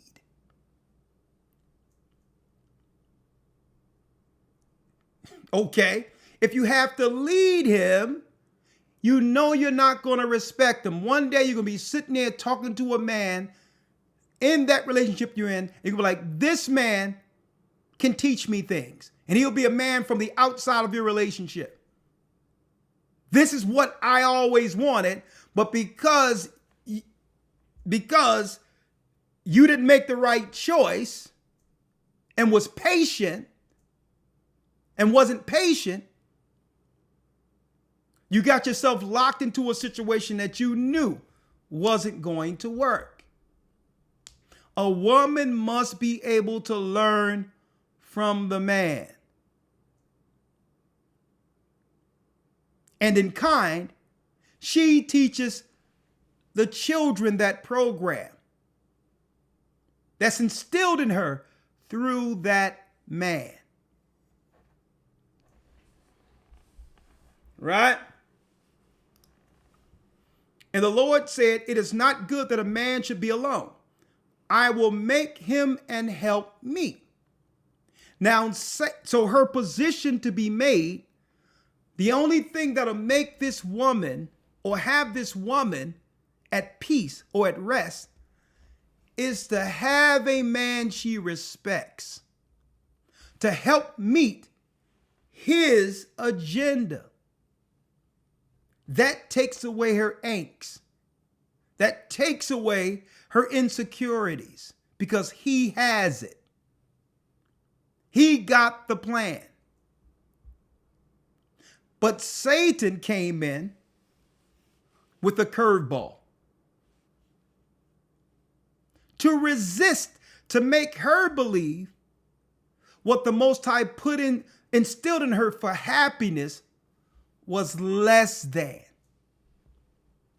Satan put that in her mind that being a helpmeet isn't good enough. You should want more than caring for him.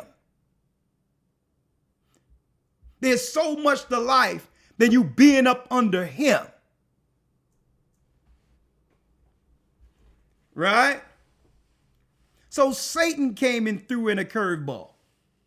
Genesis 3, read it. Genesis 3:1. And guess what? Let me put this out there too. And I thought about this. We can't be too quick just to call women Jezebels. I'm starting to see something.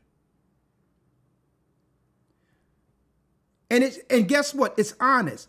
I'm starting to see a lot of these women who are regretting some of their choices. They're out there saying, I was raised to do this wrong. From the time I was a kid, my father and mother told me to do it this way. So it's in a child's nature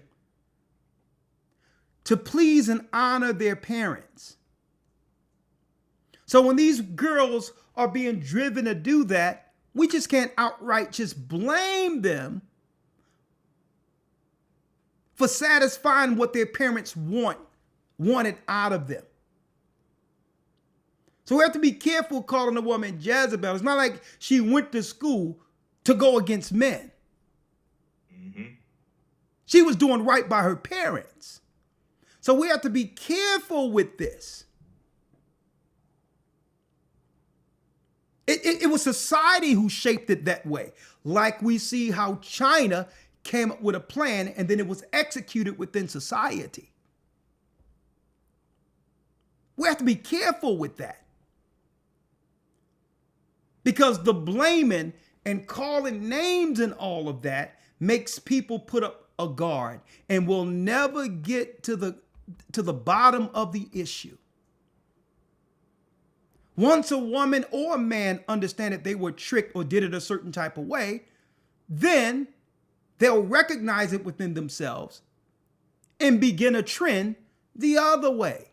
No different than you can't get upset with me that when I was a kid, every Christmas my mom had pork chops, at the dinner for Christmas. I'm celebrating Christmas and I'm eating pork chops. Because this is what my family taught me to do. But once I learned the law and I can't do this, I put down Christmas. I put down the pork chops. So we have to give not just our brothers, our sisters that same leadway.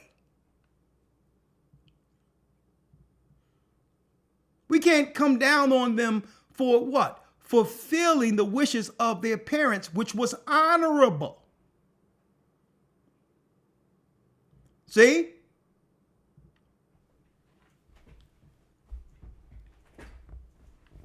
Which was honorable. But we have to get to the engineering and what I would say the root of the engineering to change it. Because, folks, what they did to us as a people, listen to me clearly, folks, was more deadly than how they dropped when they dropped the physical bomb on Hiroshima and Nagasaki.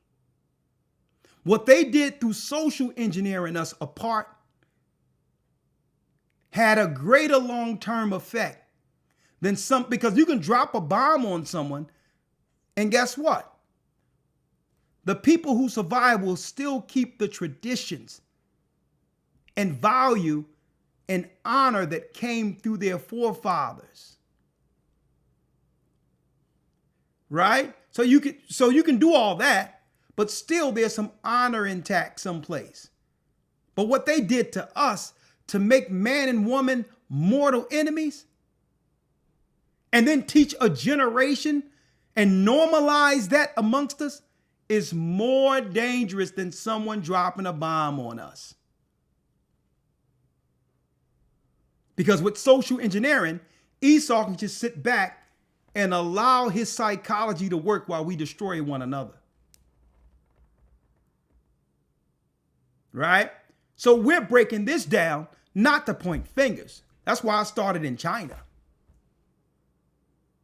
So that man and woman can come on the right side of the Almighty while it's still time, because it's about to get deep. Now, I'm about to get into the third bubble, the debt thing, but I need to show this first before I open up the lines.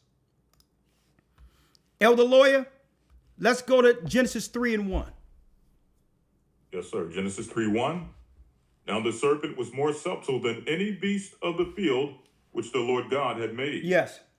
And he said unto the woman, Yea, Have God said, ye shall not eat of every fruit of the tree of the garden? Come on.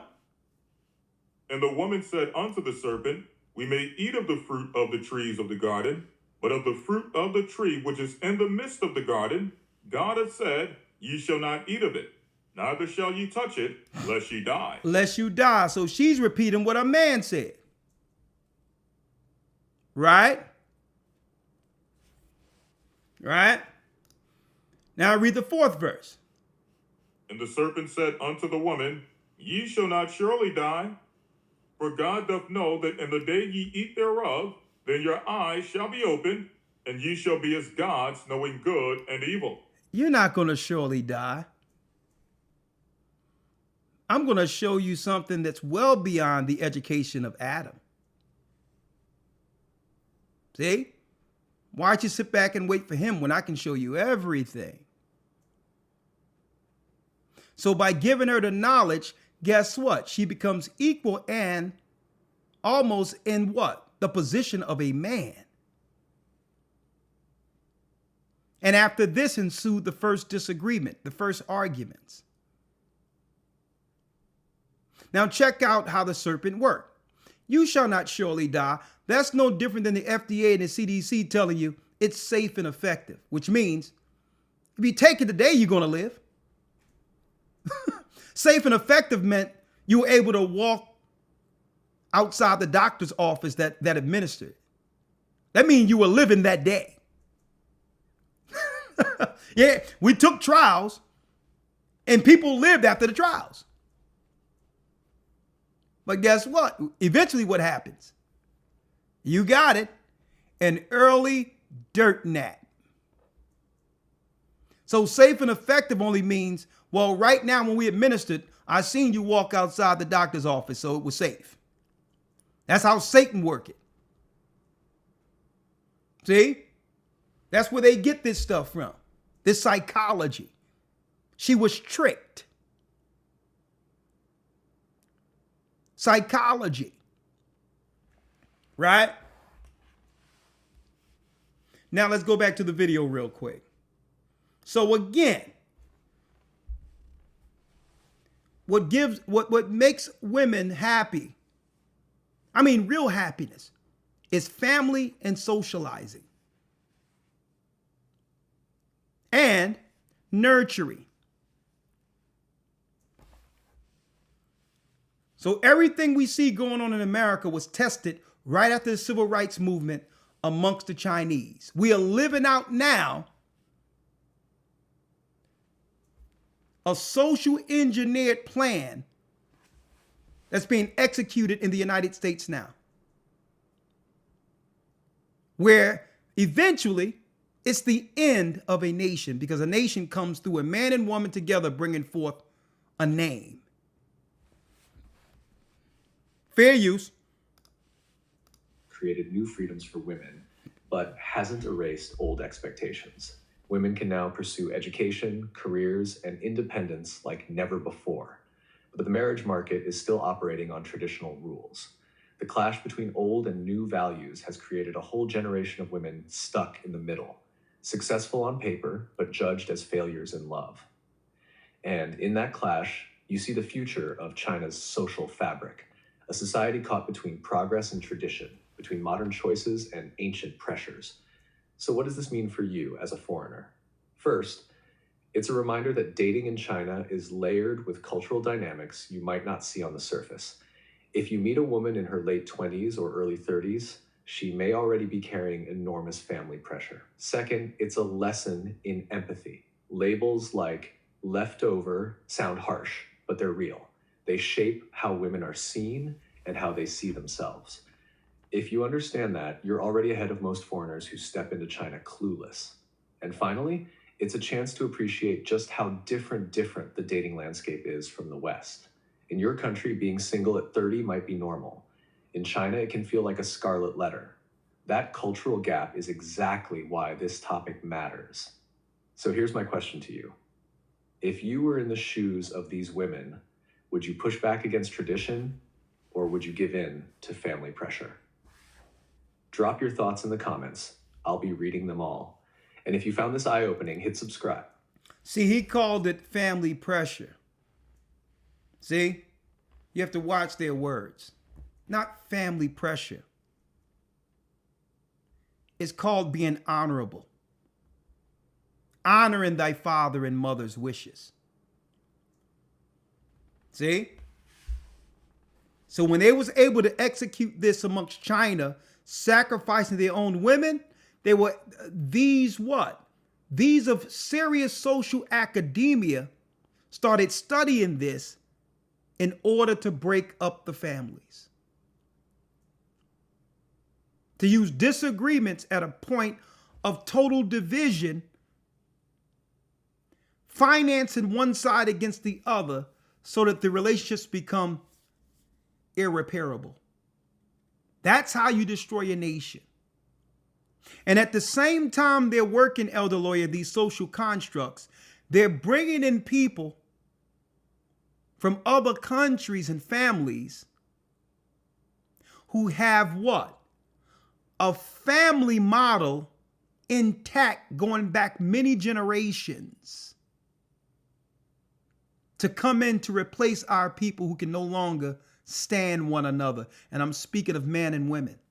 This is how you slowly but surely cause a nation to go extinct. Right? And this is not just a black problem or a white problem. This is a Western world problem. Right?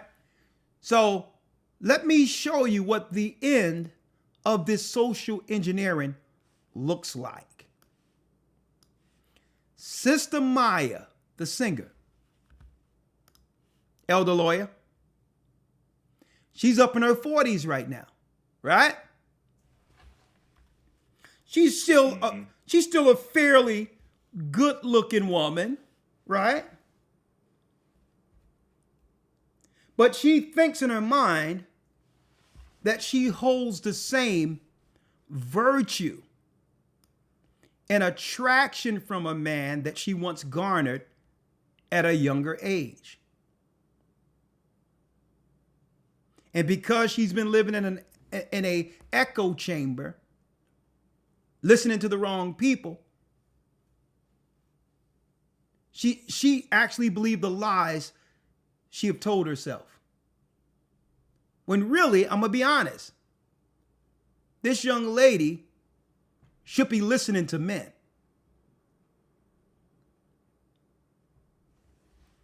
Listen to this.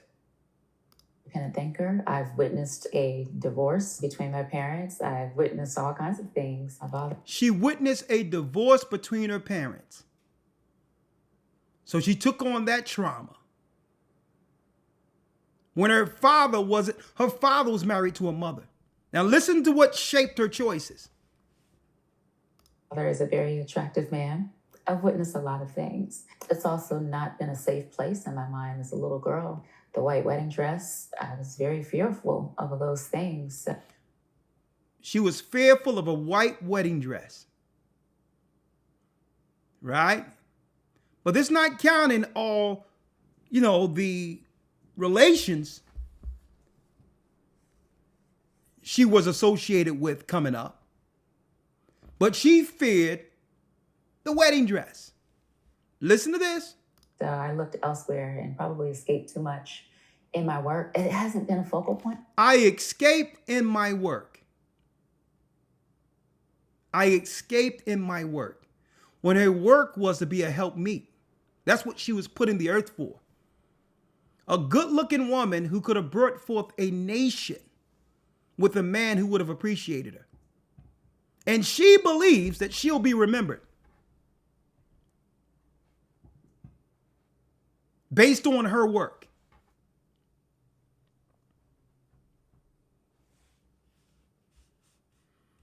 Even Beyonce, with all her talent, and guess what? Maya was a great talent. She is a great talent, but not in comparison to Beyonce.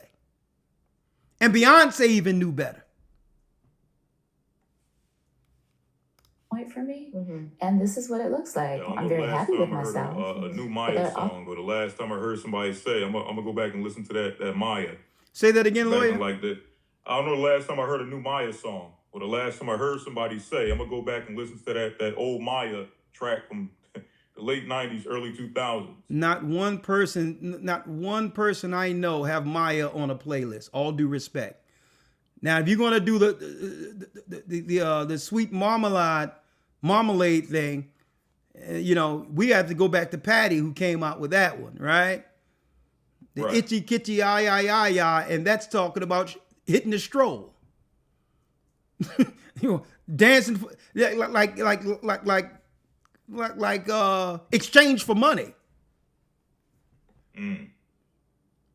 Sweet lady marmalade, right? But in her mind, she'd convinced herself that it was all about her work and never desired to have children. And you know what? This is sad. She even realized she's a part of a project. She's been socially engineered to believe this. But once time start hitting her, that's when reality is going to settle in. Because when you get to a certain age, stuff switch up.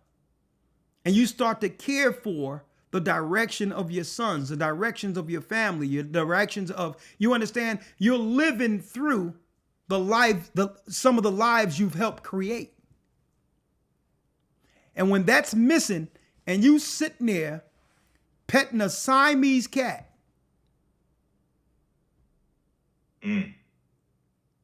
then guess what? Reality settle in.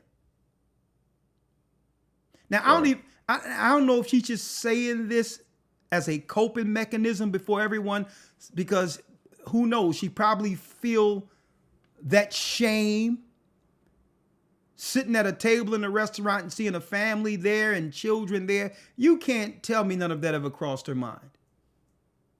Right? It would be unnatural for her not to desire to nurse her own child. But here's the coping mechanisms we're hearing where people are just lying to themselves at this point. Also required me to strip a lot of things that are expected of me on a specific timeline for the society that we grew up in to have. Now you understand, Elder Lawya, why the men over in China decided, even though there was more women over there for them, not to even deal with the women, even the women who could take care of themselves. Right. Can you imagine asking this woman, you know how much fighting you would have to do to have her submit to you and respect you as a man? When all she's talking about is me, I. No. You're supposed to be about help meeting a man's agenda in the earth. That's how legacies are sustained throughout time. And it's deep that a lot of people don't know this and don't understand this. I'm gonna tell you, that's a deep in of itself. That the reality is, and it was like that from the beginning. And I need y'all to hold it because I don't want this to hurt anyone right now, but it's the truth. It's just biology 101. It's the scriptures. Only men, and I'm talking about the right man, it's men that gives women validation. And I'm going to tell you why. Not that they can't get certain levels of validation from women. Listen to what I'm saying here. The reason why a man's validation is so important for a woman is because usually, men will tell the truth. See? And not just say something so that you can feel good about it when you need honest assessments. That's the only way we can grow as a people, if we have honest assessments. And it's in a woman's nature just to say, just to give you encouragement. There's a difference between encouragement and validation. There's a clear, stark difference. When a woman is next to a man with status, that automatically validates her before the world without either of them saying a word. And it's been like that since Adam. It's been like that. And guess what? I'm not saying anything we don't know already. A woman get a good man who have his stuff together and all of that, and all of her friends, she's validated now.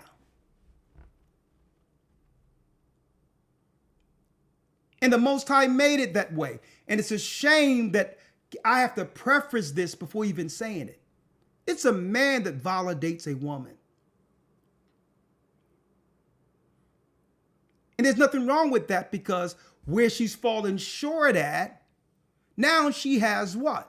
She has goals to achieve, to be accepted under his validation.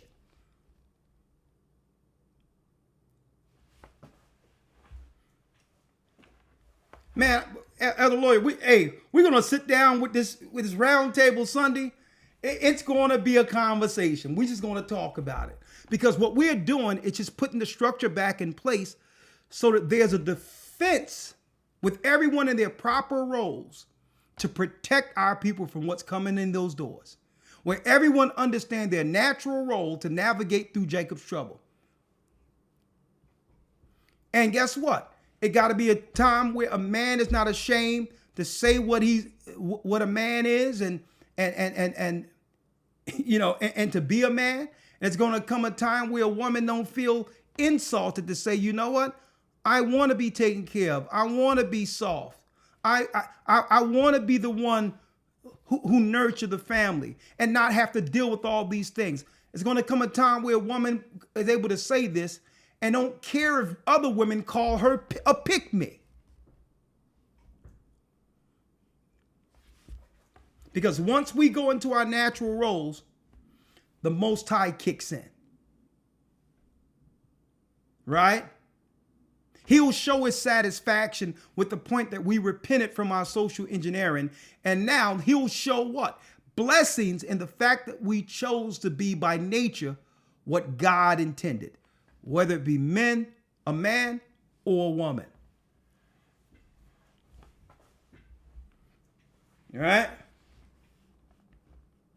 So that's it on that, but this is where we're going, Elder Lawyer. Next. In that last bubble we were talking about. Elder Lawyer. Right? Let me grab it.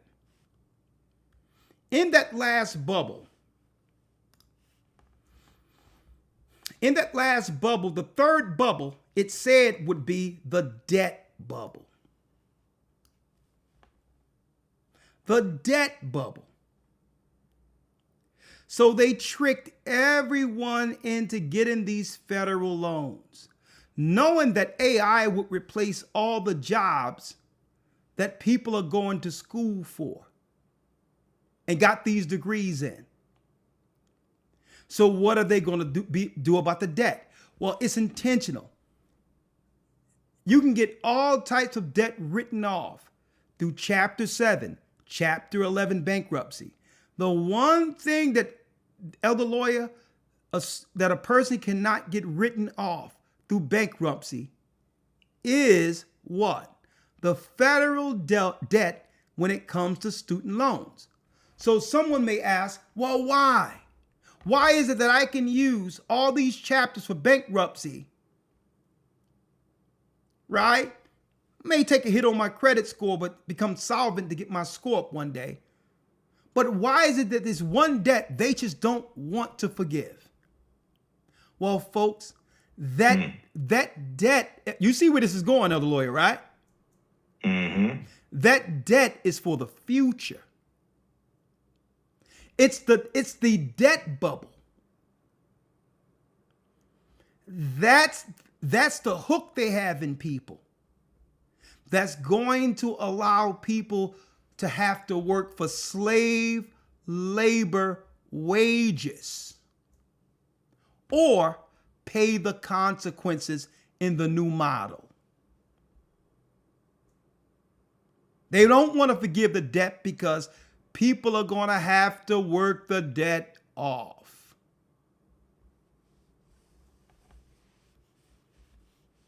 That's the model that they're going to do under Donald Trump. Later in his administration, they're going to roll this out. Here's the student debt loan statistics. As of August 8th, 2025. Listen to this, Elder Lawya. The outstanding federal student loan balance is 161 trillion with a T. Listen to this. Student loan debt in the United States is 1.8 trillion with a T. Almost 2 trillion.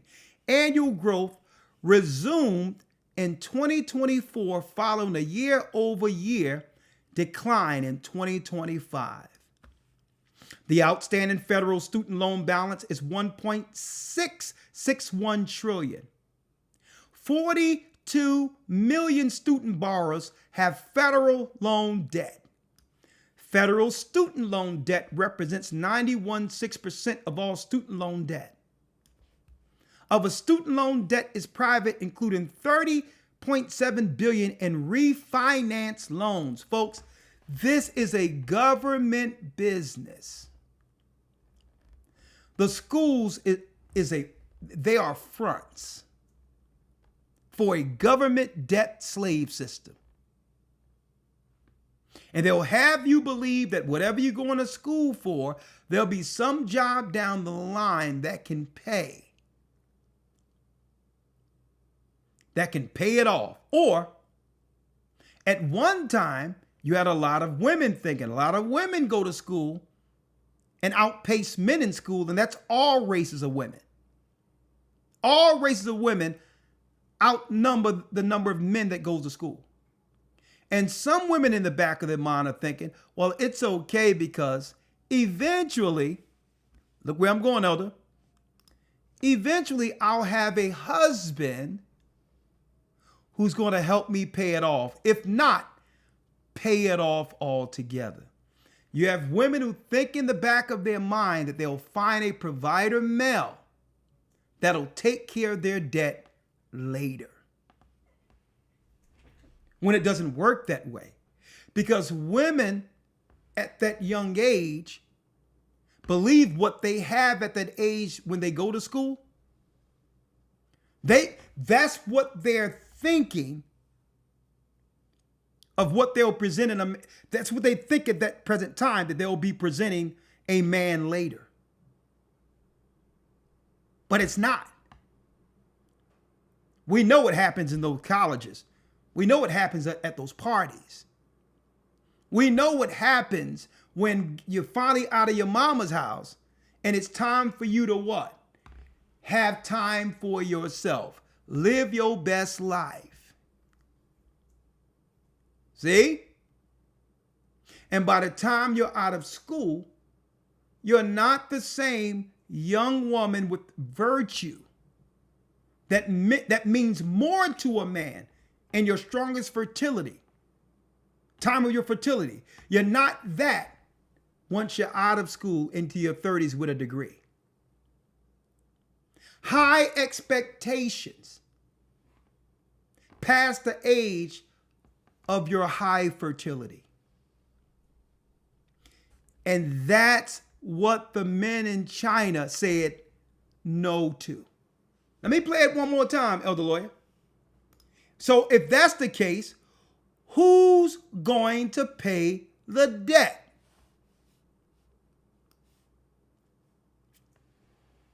Who is going to pay the debt? The government know that you're not going to be able to pay the debt. And they have a plan for that. Let me play a little bit more of this, Elder Lawyer. For those who missed it, I'm going to play it one more time. Listen to it through. This model was done in China years before it became a reality in the United States.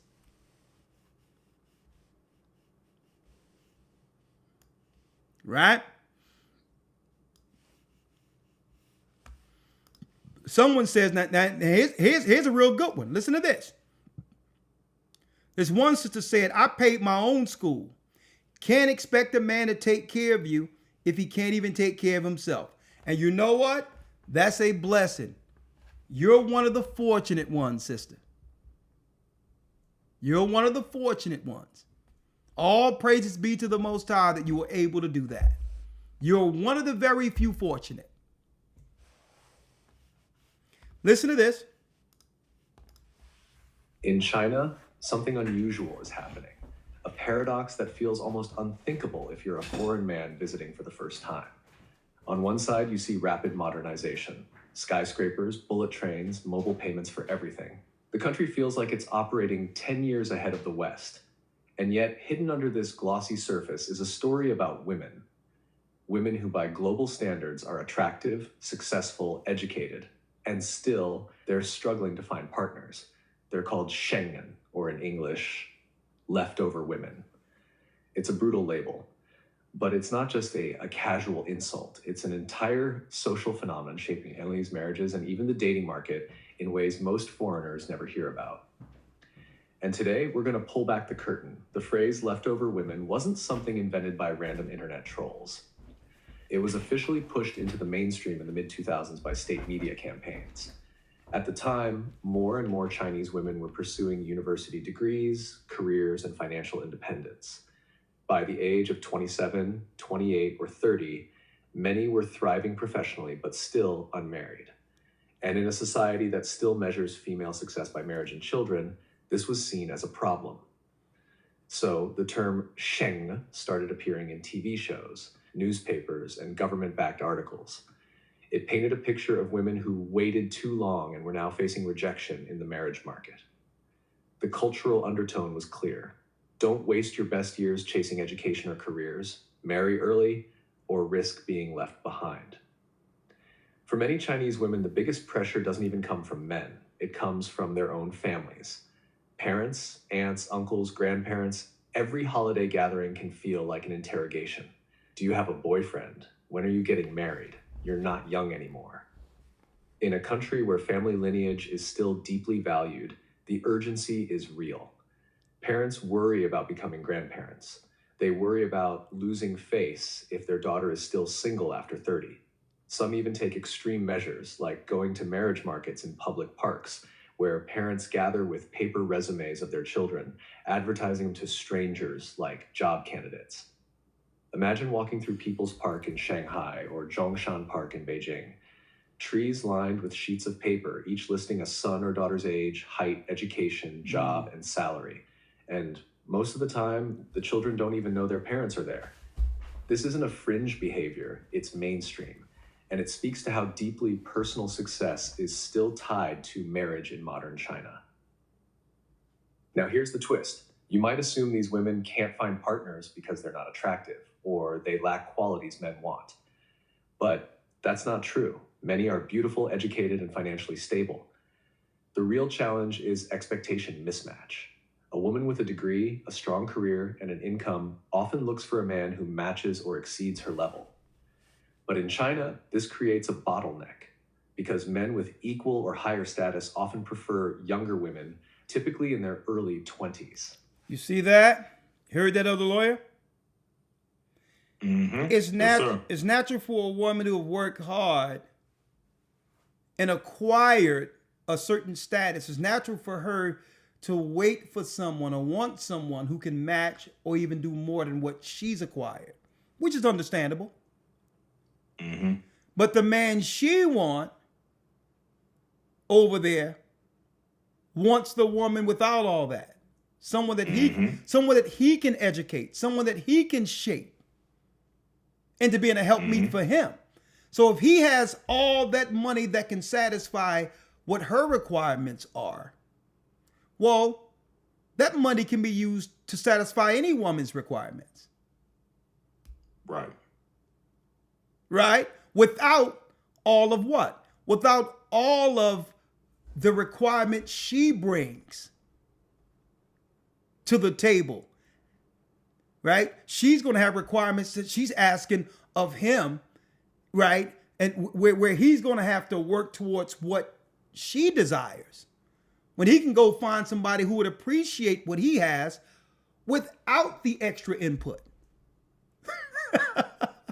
She's like, well, I got a degree, I got that, I got this. And a man with me is going to be like, I'm not going to sit here and have a discourse with you. These are the things I need. I want somebody to get on page with me, not someone who was indoctrinated to believe that we're partners. No, we're not partners. Partners is what law firms do. Okay? They work together and they go home to their separate places. Okay? There's no partnership in marriage. It's you are a helpmeet with this. If this man got way more than what you have, because you're requiring that, well, you have to find out, well, what does this man require? What does he want? That's the proper order of things. So the bottleneck is the fact that they wait for someone who meets the financial requirement more than them, not realizing or asking what that man even wants. Which leave them what? Alone.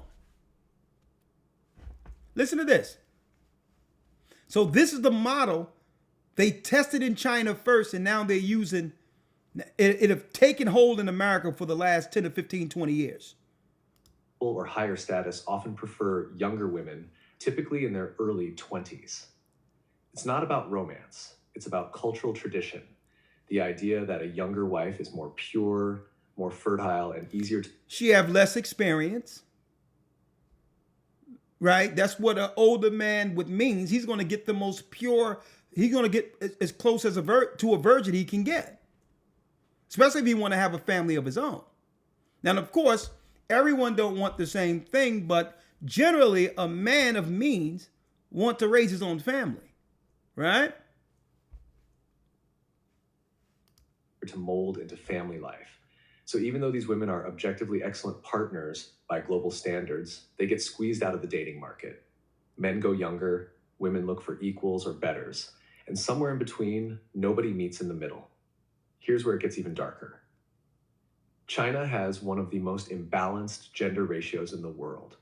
Thanks to decades of the one-child policy and a cultural preference for boys, there are now millions more men than women. On paper, you'd think this would work in women's favor. More men competing for fewer women. But it hasn't played out that way. Why? Because marriage in China isn't just about love. It's about economics. Many men from rural areas who already struggle financially find themselves locked out of the marriage market because they can't afford a house, a car, or the high bride prices that are common in many provinces. Meanwhile, highly educated women in big cities find themselves unwanted by men at the top who prefer younger brides. The result? An entire generation of leftover women in cities and an entire generation of leftover men in villages. It's not just a dating problem, it's a national crisis. Behind the statistics are real women living real lives. Imagine being 32, attractive, earning good money, and still being labeled a problem just because you don't have a husband. The emotional toll is heavy. Anxiety, self-doubt, even resentment toward a system that feels rigged against them. Some women choose to push back, proudly embracing single life, traveling, and focusing on themselves. But many still feel trapped between personal freedom and social judgment. And this is where foreign men sometimes step into the picture. Because a foreigner usually doesn't carry the same cultural baggage. He's less concerned about her age, less focused on whether she owns a house or if her prime years have passed. For some leftover women, dating a foreigner feels like an escape from a suffocating system. But let's be clear, that doesn't mean every leftover woman wants a foreign boyfriend. Many don't. Yet the attraction is understandable. This phenomenon isn't just about dating. It's about how China's modernization has created new freedoms for women, but hasn't erased old expectations. Now that's deep because the statistics in our country, Elder Lawya, which is deep, is that I'm talking about of marriageable age. There's 2 million more women outnumber all men, regardless of ethnicity or race, right? Women just outnumber men. In the United States, there's 2 million more of marriageable age, black women, in comparison to the black men who are free to be married. 2 million more outnumbered. And then there's a thing of, right, when it comes to the expectations that, of what the expectations of a woman want when it comes to, okay, I'll only marry a man if he's this, and this with the expectations. And how many men already outnumbering men, how many men actually fit those requirements? Which is leaving everyone really at a stalemate at the same time. Now check out this, Elder, how it comes around full circle. And then I'll open it up if you have to say anything, because there's one thing I wanted to bring forth. I need you to get with in the prophets where it says the women rule over us, right? Where it says the children. Yes, yeah. Where it tell you that a new thing has happened in the earth. Check out how they've brought this thing around full circle. And the Democrats and the Republicans are responsible. Right? They both knew that they were socially engineering Judah, our people in America, apart, where it would make men and women coming together in a community almost impossible. Using the courts, using the internet, using certain talking points that'll keep either side fighting against one another. But they both were working together. Listen to this. Because check this out. Donald Trump ran on bringing jobs back to America, right? And this is where the joke is on the majority of people who've been educated in the United States. He's been talking about for a long time, bringing jobs back to America, bringing jobs back to America. You've heard this first, folks. Listen to this on this so-called November 12th night, this Wednesday, 2025. But he's not telling you what model of the workforce he's bringing back to America. The model is the China model, where people are working for almost nothing in sweatshops. Well, guess what? They're going to build these all around in these same areas where these inner cities are. And guess what? The people who own debt will work for those same corporations. But instead now, those particular products will become what? Affordable, because they're being made not offshore in China. They're being made in America. Guess who's doing all the work? The debt slaves. So yeah, he's bringing the jobs back to America, but he's not telling you the model of employment. The immigrants are already used to working in sweatshops. That's going to be the new model for the workforce that's left for those who would labor under debt. They test the whole thing out in China, where guess what? That's why he's doing these tariffs and all this and doing a financial war against China, because eventually they're seeking to cut China off all the way and do the slave labor here in the United States before it all goes down. See? That's the model. But they had to build up decades of federal debt Now, here's the bait and switch. They started off with the housing, the Section 8s, the EBT, and saying that people have to work for that. They already seeded that in people's mind that you're going to have to work for what you're getting. But it's not about the EBT.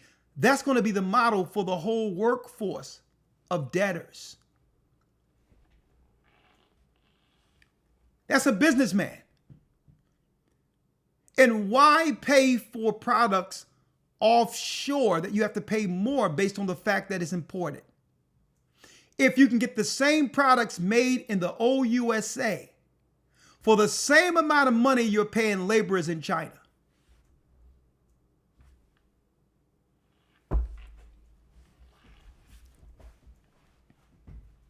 And this is why it's upon our people to come back to God and come back to each other. We've been getting played on either side, both sides against the middle, to keep Jacob from ever being a nation. They hate that model. They hate that model, that image that galvanized the world during the civil rights movement when the whole world seen Coretta Scott King next to Martin Luther King, Betty Shabazz next to Malcolm. That resonated. They hate that image. Every commercial I see right now in Elder Lawya, if I see an advert or commercial, if it's a black woman, it's either her head is shaved, she look undesirable, she's not what a man wants. They intentionally put these women there that are not as attractive intentionally. She'll be with another woman, or she'll be in a picture with her children and no man in sight. If it's a commercial of a black man, it's a black man with another race of woman. They're doing everything to erase those powerful optics that resonated throughout the earth during the civil rights movement. That was saying something, with Martin Luther King next to a strong sister who was also educated, but her educated was to help meet her man's initiatives. Her man's what? Her man's direction to uplift his own people. They don't want that education example where a black woman to use her education to uplift her community behind her man. That's the wrong optics. So if we know what they're social engineering and what they're doing with it, it's above all those who can see, the small number of people who can see, who follow the Most High, to at least make the change amongst us.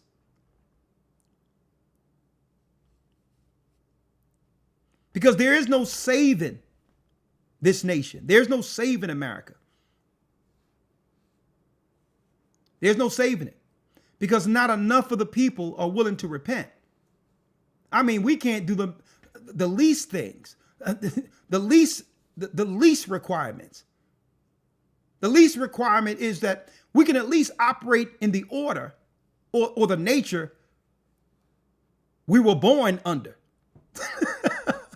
We can't even get that right. We're fighting against our own nature. Elder Lawya, let's get that real quick. Yes, sir. Isaiah 3:12. Isaiah 3:12. And because of that, we live under the curse. And we have to, guess what? We have to choose, even though the scripture says it's going to happen and we see how the world has been socially engineered into it. We have to be willing to fight against this spirit. Starting with to say, well, that's what the prophecies say, but I'm not participating. What we're witnessing in Isaiah, the 3rd chapter, we're witnessing a cursed and defeated nation. And we don't have to buy into that. The Most High freed us from the curse through Christ and have delivered the name of Jacob back to his people. So we don't have to, what? We don't have to live out this curse. We can refuse. We're not buying in anymore. And that's a choice. Right? Let's read the curse. Yes, sir. Isaiah 3:12. Isaiah 3, verse 12. Read. As for my people, children are their oppressors. Children are their oppressors. That's why you have the National Guard being deployed into the major cities where our people are. Children are out of control because the nut jobs got in place over the social programs with the family courts and all these others, and separated the families and allotted all the children to be under the woman. Under the woman. And made it where it was financially advantageous for her to get full custody, to get more. Which it sounded like a flex at first, a benefit at first, but they knew if they allowed this to go on long enough, that the young boys would take on the emotional patterns of women. Now imagine a young boy who learned the sensitivities of a woman and not have the calm demeanor of a father. Emotionally triggered, someone who's what? Someone who's without any level of temperance, because they used to what? Women naturally deal with their emotional side first to work herself to a solution. That's just her nature. There's nothing wrong with that. A woman must express her things through her issues through emotions first, and her emotions get her to solution. But that's a small example for a man. A man can have the same worry, and he's sitting there stoic with all the same worries, but you will never see it on the outside. And that's only what a young man can learn through seeing how a father deal with issues. If the only example you've seen is an emotional answer for solutions, you're going to grow up that way and become a danger. You're flying off the handle now, grabbing a weapon in the midst of emotions now, not operating in the spirit of logic. And that's why the Bible states children become the oppressors. They see what's going on. The house is suffering. No man around. They're being thrust into a position for a provider. And now, by all means necessary, they must bring money home. The only way they know how. That's the curse.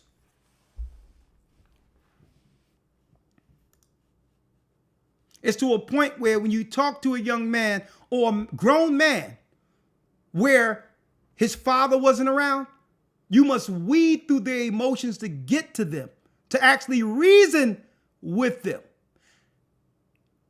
A man with common sense will say, well, okay, I'm going to have to get this person to a reasonable conversation as if I was speaking to a woman.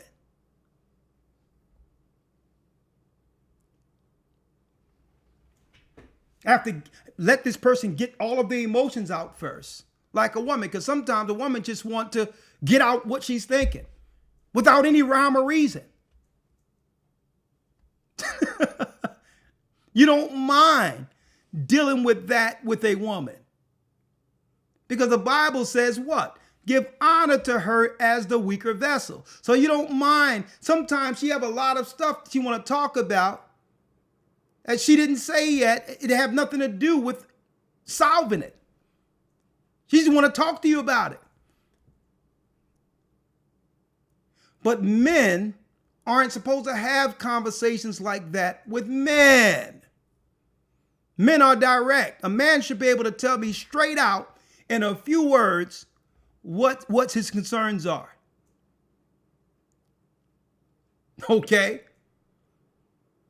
if he's trying to strike an argument to talk about something he felt wrong about 3 years ago,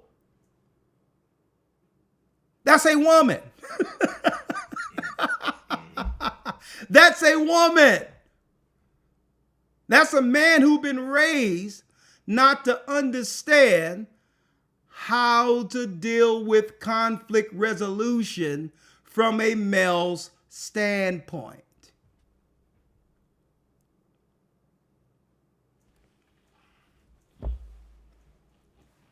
And that's why you have people, and guess what? There was shooting and all that growing up when I was growing up. But that stuff never filtered over into the rest of the neighborhood, because people, you know, when you're doing illegal stuff, it's not like you can go to the cops to get justice. It was street justice. Okay? But again, if someone crossed a man, they dealt with it like men, knowing they couldn't go to the police. But it didn't filter over when you got these guys just sitting there spraying all the schoolyard and everything else and aim towards. It wasn't like that. You got over emotional boys who don't care.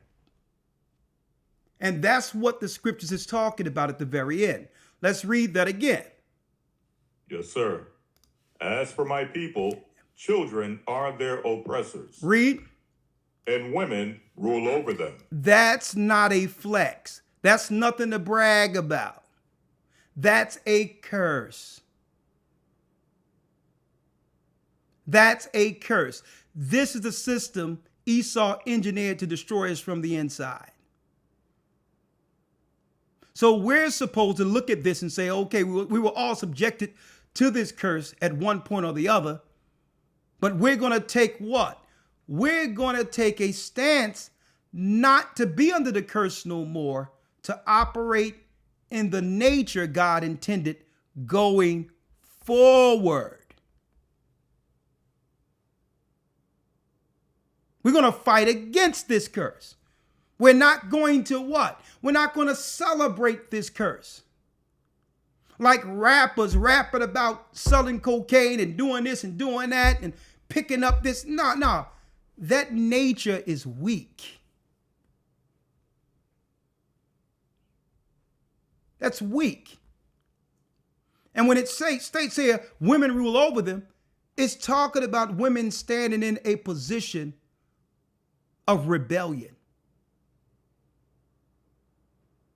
Who's coming up with excuses to why she must operate in a position of a man, when there's no justification. There's no reason for it.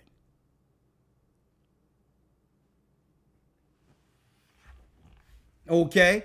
What do I mean there's no reason for it? Well, when I grew up, there were women who didn't have husbands, some of them, but they were still operating in their femininity. They were still wearing that vulnerability that makes a man wants to come in and one day provide for her. She wasn't ashamed to show her vulnerability. She wasn't ashamed to say, you know what? I need a man.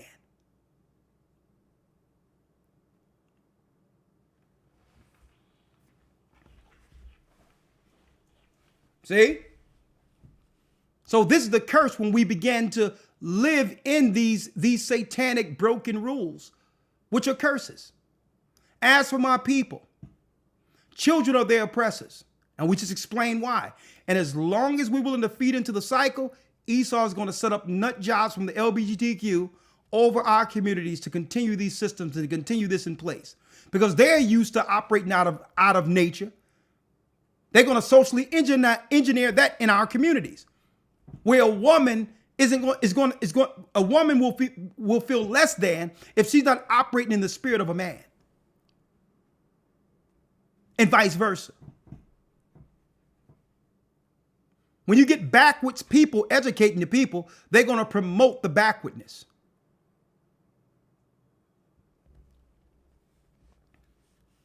Just like I seen this girl right here.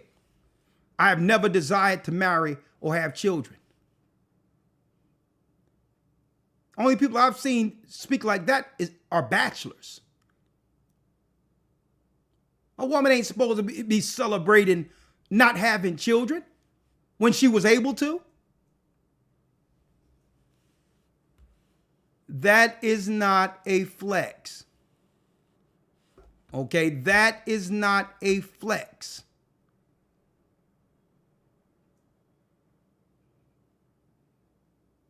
There's women like in China, their mothers be shaming their daughters. Like, what's wrong with you?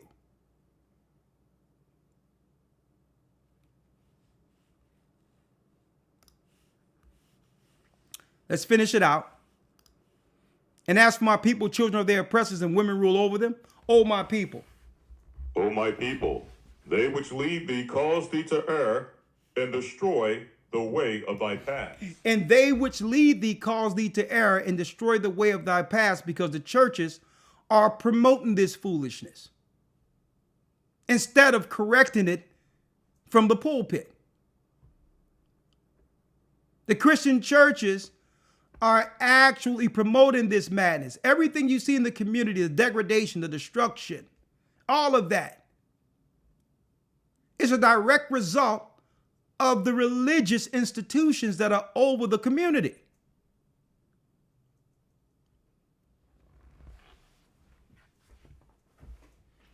So the only way for us to break this is to look at it and say, yeah, I accept that this is a curse that was placed on us according to our God, being that we're the people. I accept that.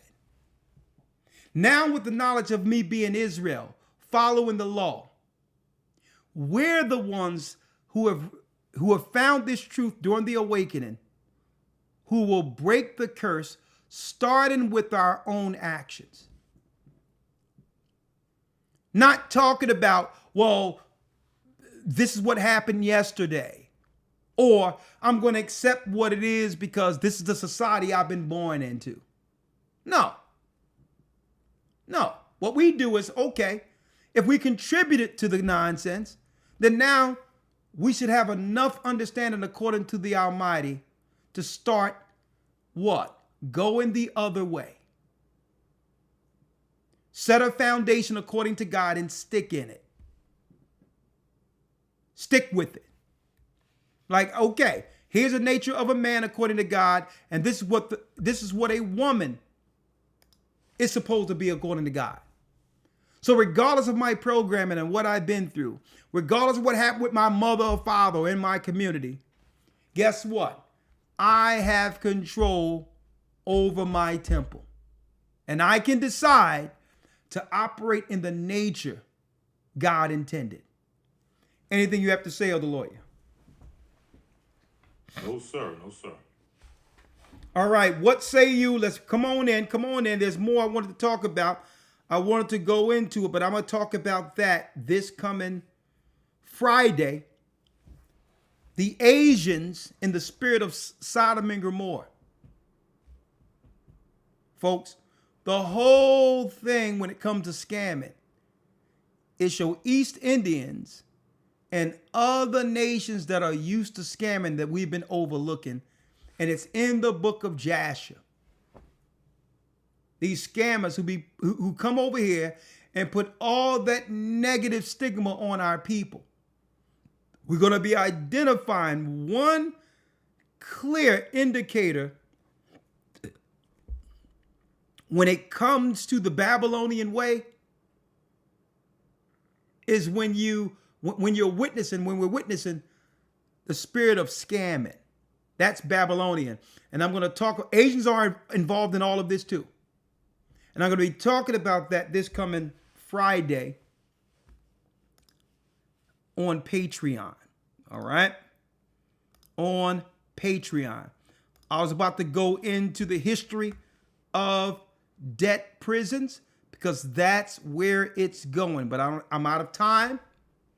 They're bringing the low wage workshops from China. They're going to break all that off and have them in the United States. And those with the degrees who own the debt is going to have to commit some time to making the products instead of it being what? Imported from China. That's the business model they didn't tell you about. That's why the immigrants are here And that's why they will not forgive the debt in the United States. People are going to have to work it off. Boom. What say you?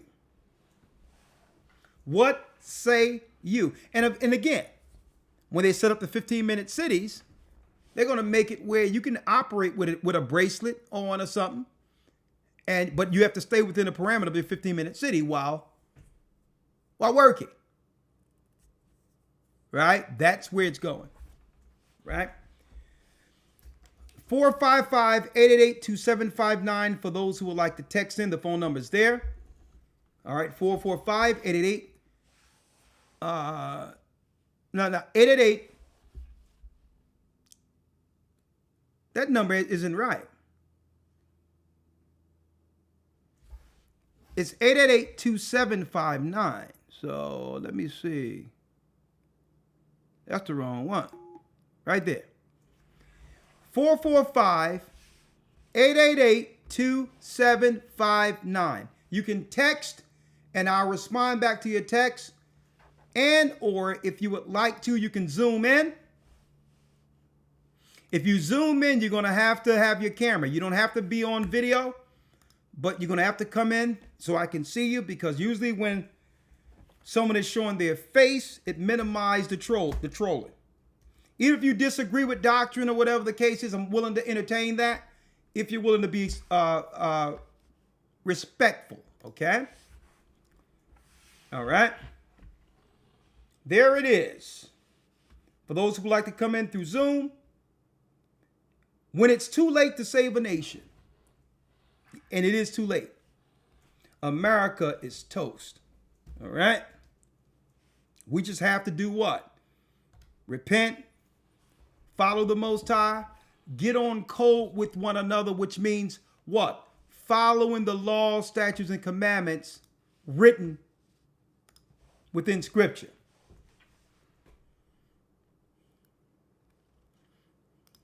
Okay, 888-2759. You can text if you'd like to come in. If you have anything to say on this particular topic, now is your opportunity. Just text to this number and we'll bring you in. I'll call you in, but you must text, do not call. Or you can come in through Zoom if you have any question or comment on this particular topic. And yes, I wanted to mention to you all, real quick, I'll be in Connecticut, Hartford, Connecticut, amongst the body this coming Sabbath. I'll be there, all praises be to the Most High, to meet the Boston and Connecticut body together, all praises. It's going to be very wonderful. Get those singing chops up. I want to hear y'all bringing it now. We're going to praise the Most High and we're going to deliver a word. And I can't wait to see Bishop Ganon and all the brothers over there who's doing some great work, and to break bread and congregate with my family over there. All praises, right? Also want to say, watch out. Speaking of scammers, watch out, because we do not have a GOCC I Am Royal Academy. We do not have a Facebook page. Some scammer 2 days ago set up an I Am Royal Academy. We do have a school, but someone did this to try to siphon money out of people using our church. All right? So watch out. It may be an East Indian. It could be a scamming. Some of these Nigerians be coming up with some of this stuff. No way. All right? Someone say, I need a study on Jesus being God. If you're in the academy, you should have that already.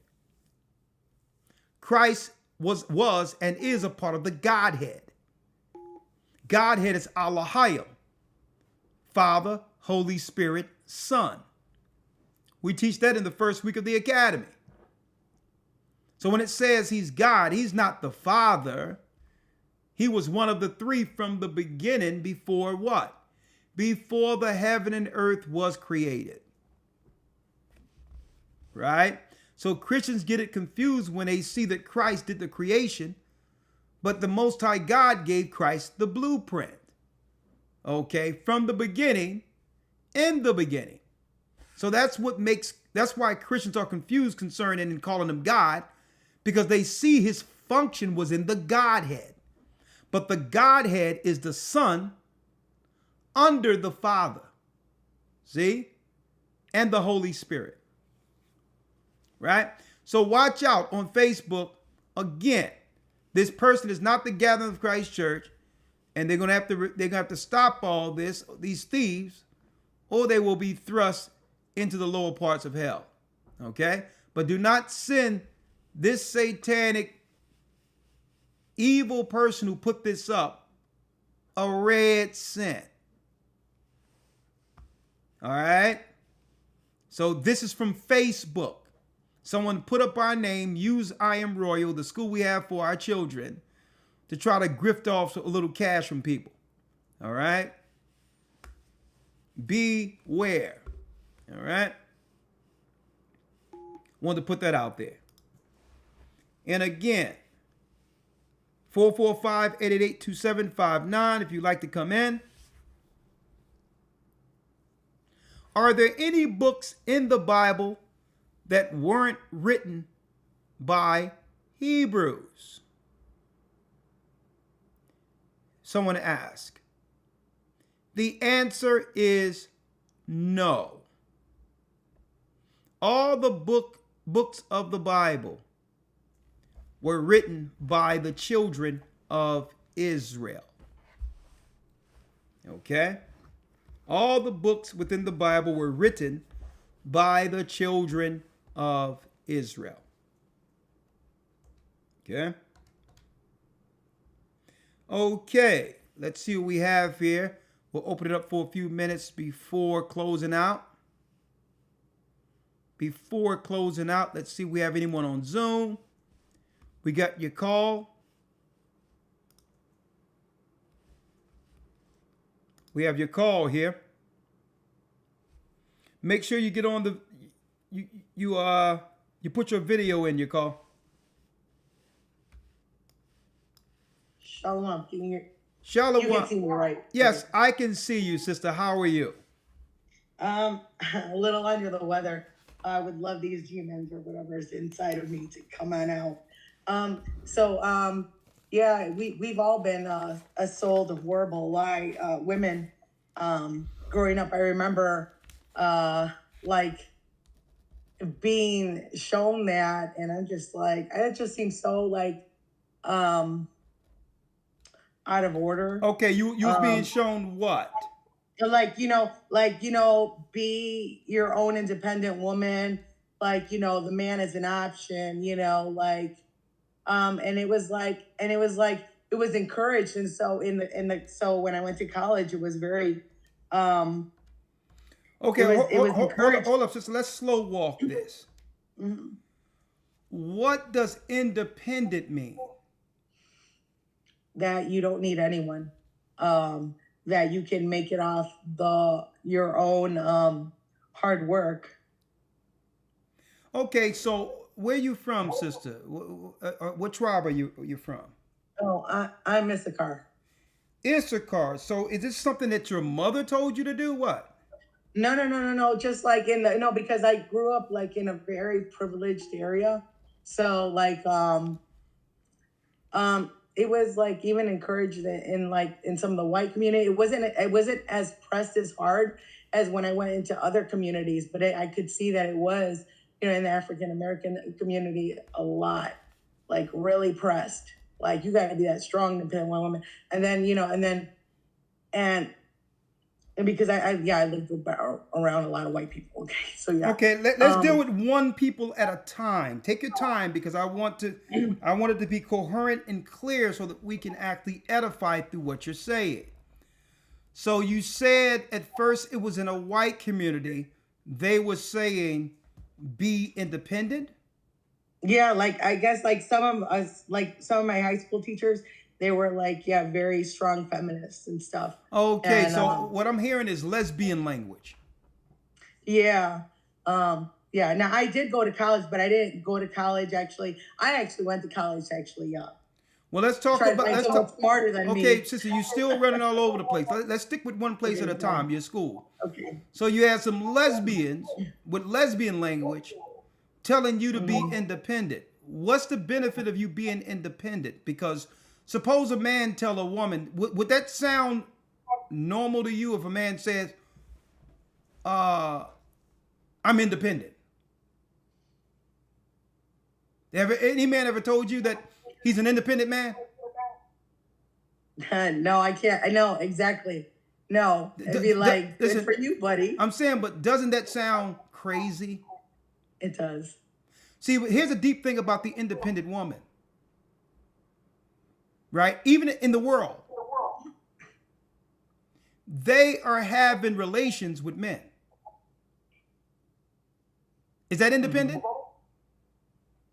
No. Independent means You obviously need someone for that. listen, independent means you're rocking out by yourself on everything going forward. See, but when men hear independent, I'm independent, you know what men hear? I don't have to listen to you. So they're redefining a word. Independent, because they don't exercise the independence they claim they have. Right? A woman always says, listen, if you're going to be with me, you're going to have to provide. You're going to have to do this. You're going to have to do that. Oh, I thought you wanted to be independent. If you're independent, that means you're independent from my wallet too. Right? So really, what they're saying is, I'm going to do what I want to do. And I refuse to submit to a man. Right? Pretty much. Pretty much. But if they said that, then guess what? They wouldn't get the outcomes, right? They wouldn't get the outcomes that they're getting using this independence vague word. So you had your teachers who was probably lesbians. That's lesbian language. These are women who don't have anybody, who want other people alone like them. It's not like they chose to be independent. They're unbearable. Okay. A man can't. I think honestly, a man don't want to choose a woman. Yeah. A man want peace in his home. He don't want a woman he have to have a discourse with over everything. Then you said you went into a black neighborhood, and they even said an independent woman. I need somebody.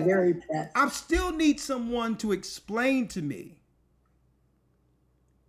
Give me the example, sister, and I'm going to be quiet. Give me the example of what an independent woman looks like.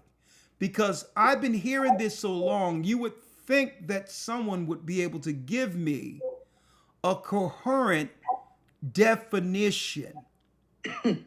Like, point out an independent woman for me. Okay, so my best friend, she's a Judite.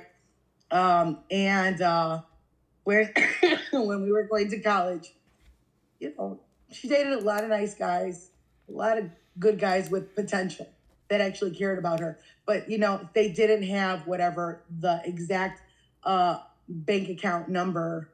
And she would just pass them by. And I was like, why? Why are you like passing them by? Like, why not? Like, he's sincere and everything, you know, why not settle down with him?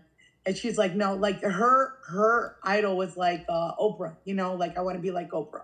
Okay, okay, that's very unattainable. Okay, you know, but okay, so you can't Yeah. give me just an outright example of what an independent No, woman I mean, looks no, like. because because my friend was like that, you know, I mean, she's still, well, yeah, now that she's older, she, you know, she was one of the leftover women. She finally got married actually when she was 50. Yeah, but I'm Her first for the marriage. life of me, I wish I can speak to Yeah. a woman who can just say, this is what an independent woman looks like. Is there, like, can you do that? Because I've been trying to do this even on the outside of this, because it's used so much, you would think someone would have a coherent, straightforward example of it.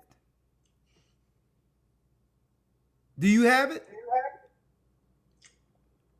Because you said Oprah. Oprah had Stedman. Don't look like independent to me.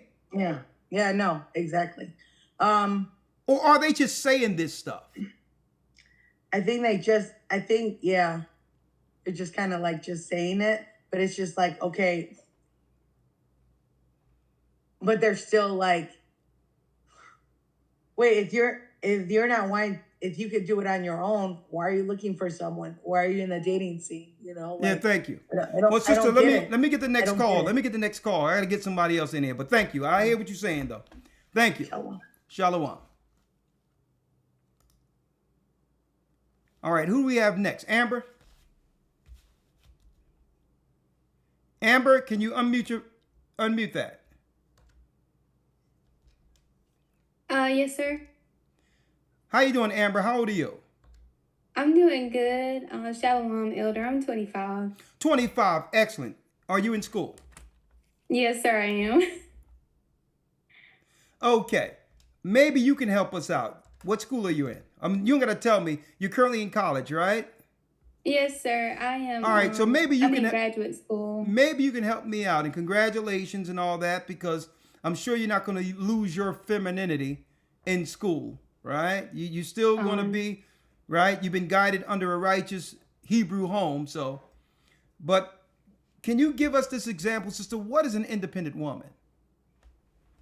So being born in the 2000s, I feel like there were a bunch of movements in terms of, what an independent woman was. And, even in our songs, the Neo song and, the Webby song of what an independent woman was. And it was a woman who could basically sustain herself outside of a man. Okay. Does she own her house? Can she pay all of her bills on her own? A woman that could stand financially without, being seen as a gold digger to men. Oh, you mean, okay, I got it. So being independent is actually being an adult. Basically.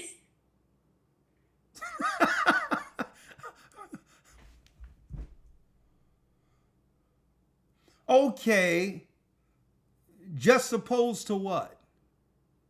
A woman who's not ashamed to say, you know what?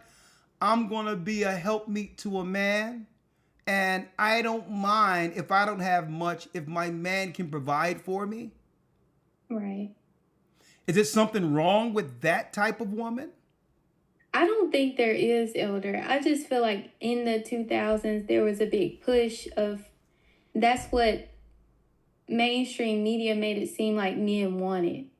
If we could go based off the songs and the artists and the celebrities, okay, they wanted a woman who was independent, had her own thing, so that both parties could be successful. Okay. Have you ever seen a man who said he wanted an independent woman? No, not really. Not to the level of being like more successful or self-sustaining. Yeah, no. A man never said he wanted an independent woman. Yeah. That's conversation women have amongst each other to make women believe that's what men want. When we hear independent woman, a man hears a headache.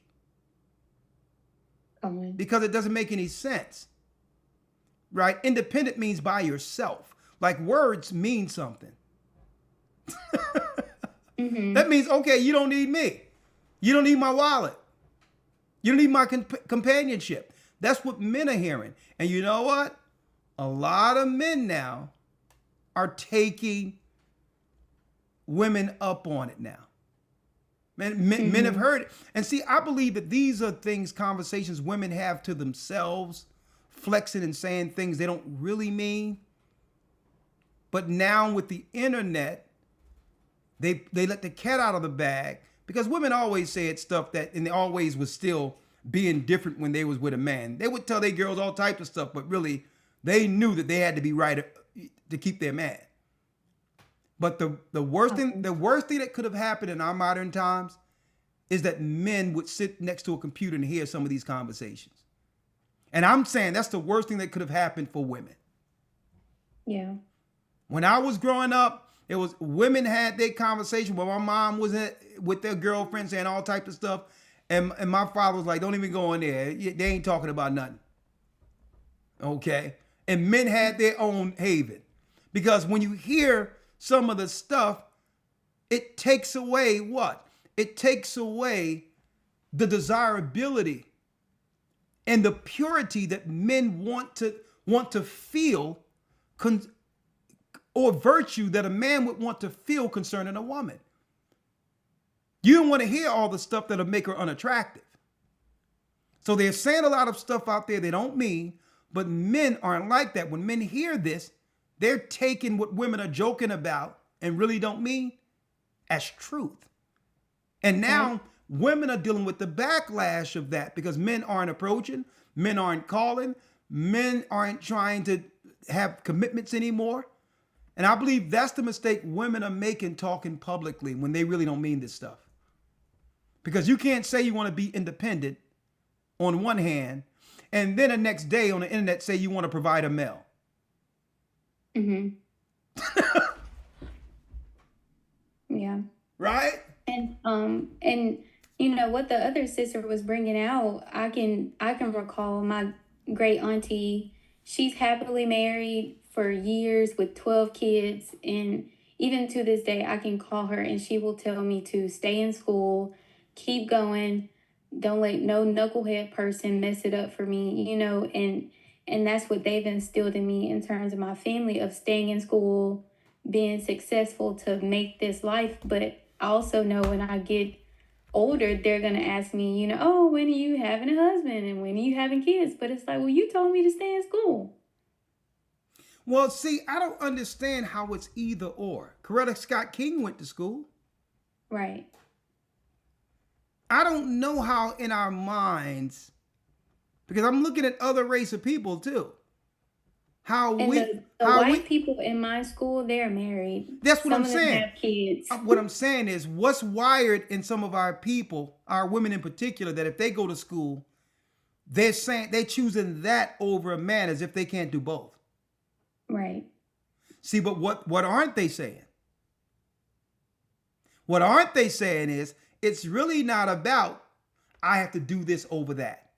It's what I want to do while I'm in school. That's what it's about. But they don't want to just say that. This is my time and I'm going to do a lot of things in school. See, I went to school. I know what the choices are. It's not like they're being single and just going to school and choosing education over not having a man. Because they definitely getting it in these schools. Right? I think that I don't understand how, you know, the older generation who's happily married for decades tells the younger generation of women to, you know, pursue education, wait to have kids, wait to get married, you know, all of these things. Here's a problem. And then Here's a problem, sister. The problem is you have other people, other women making women feel as if they're failures. If they don't have an education, and if they choose a man over their education, that's not a man thing happening. It's other women shaming other women, right, for choosing a man and being called a pick-me. If you decide, you know what? I don't need this stuff. I can get a man who can take care of me. They'll see you as a failure. So this is a woman thing. Another thing, I hear a lot of people talking about this, a man, and we're going to talk about this in 2 weeks too, Elder. They're talking about a man shouldn't want to go 50-50. I'm like, what? All throughout my upbringing, any families that were together pulled their money and took care of the bills. That's what poor people do. That's what anybody does. That's 50-50.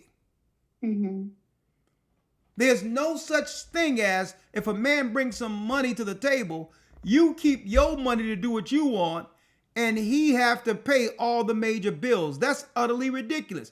As if we wasn't picking cotton together. That's 50-50. We were always working together. So these unrealistic expectations that really isn't observable reality is why no relationships are unattainable. Because these expectations are from la la land. It's in somebody's mind. So I don't have a physical daughter, right? But that came out of me, but whatever the case is. But I wish if I had a daughter, she'd tell me, I'm not going to get a man if I got to pay 50-50. I would look at her like, what's wrong with you? Would you rather pay 100% of your bills or have half of your bills paid?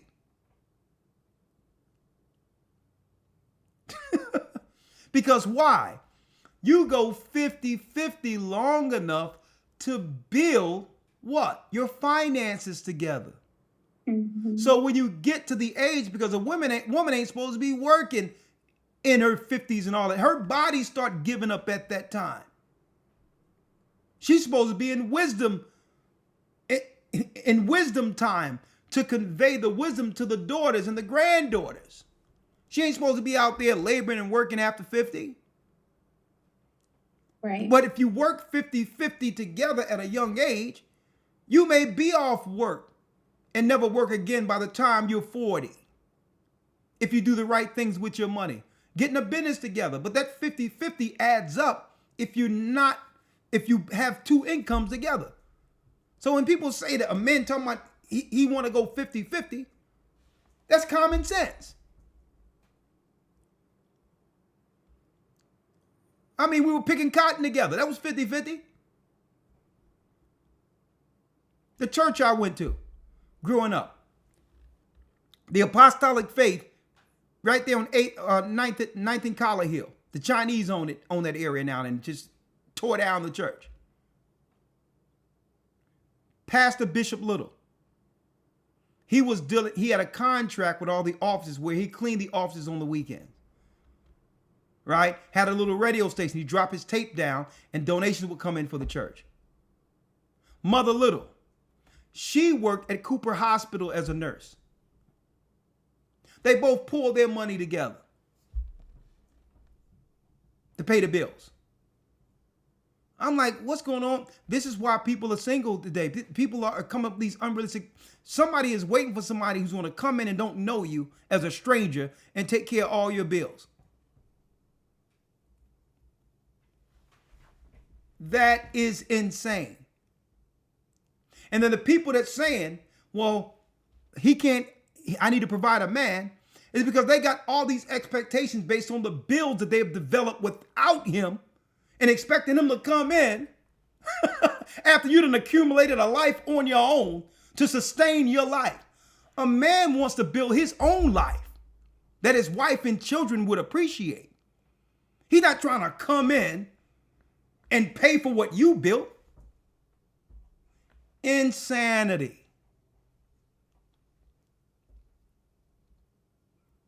And I believe Tyler Perry is behind a lot of this nonsense, these unrealistic expectations women are seeing right now with these crazy movies. You only find women that can achieve these things, folks, that they're talking about in Tyler Perry movies. It doesn't transfer to the real world.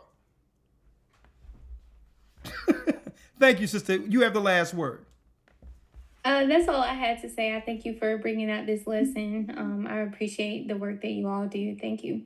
You're welcome. And hey, I'd say congratulations to your parents. They've raised a very virtuous and feminine daughter. It's good to know.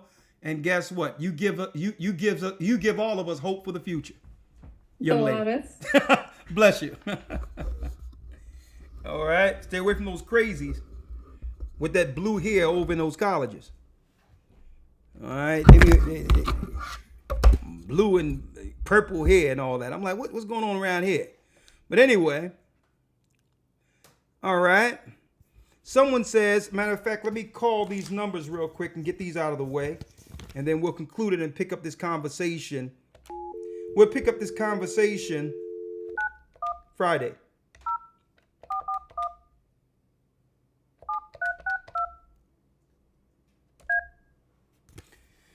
910 area code, I'm calling you in.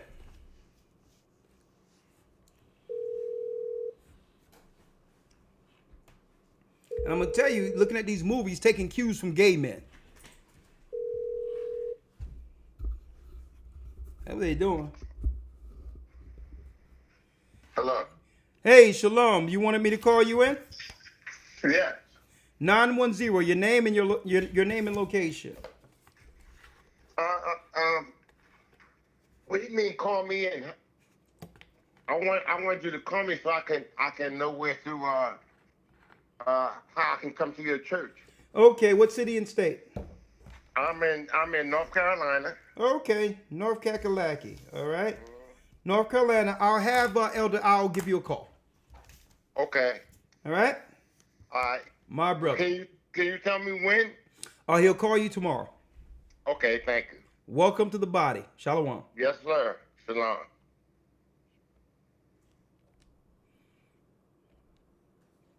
All right, let's get the next one here.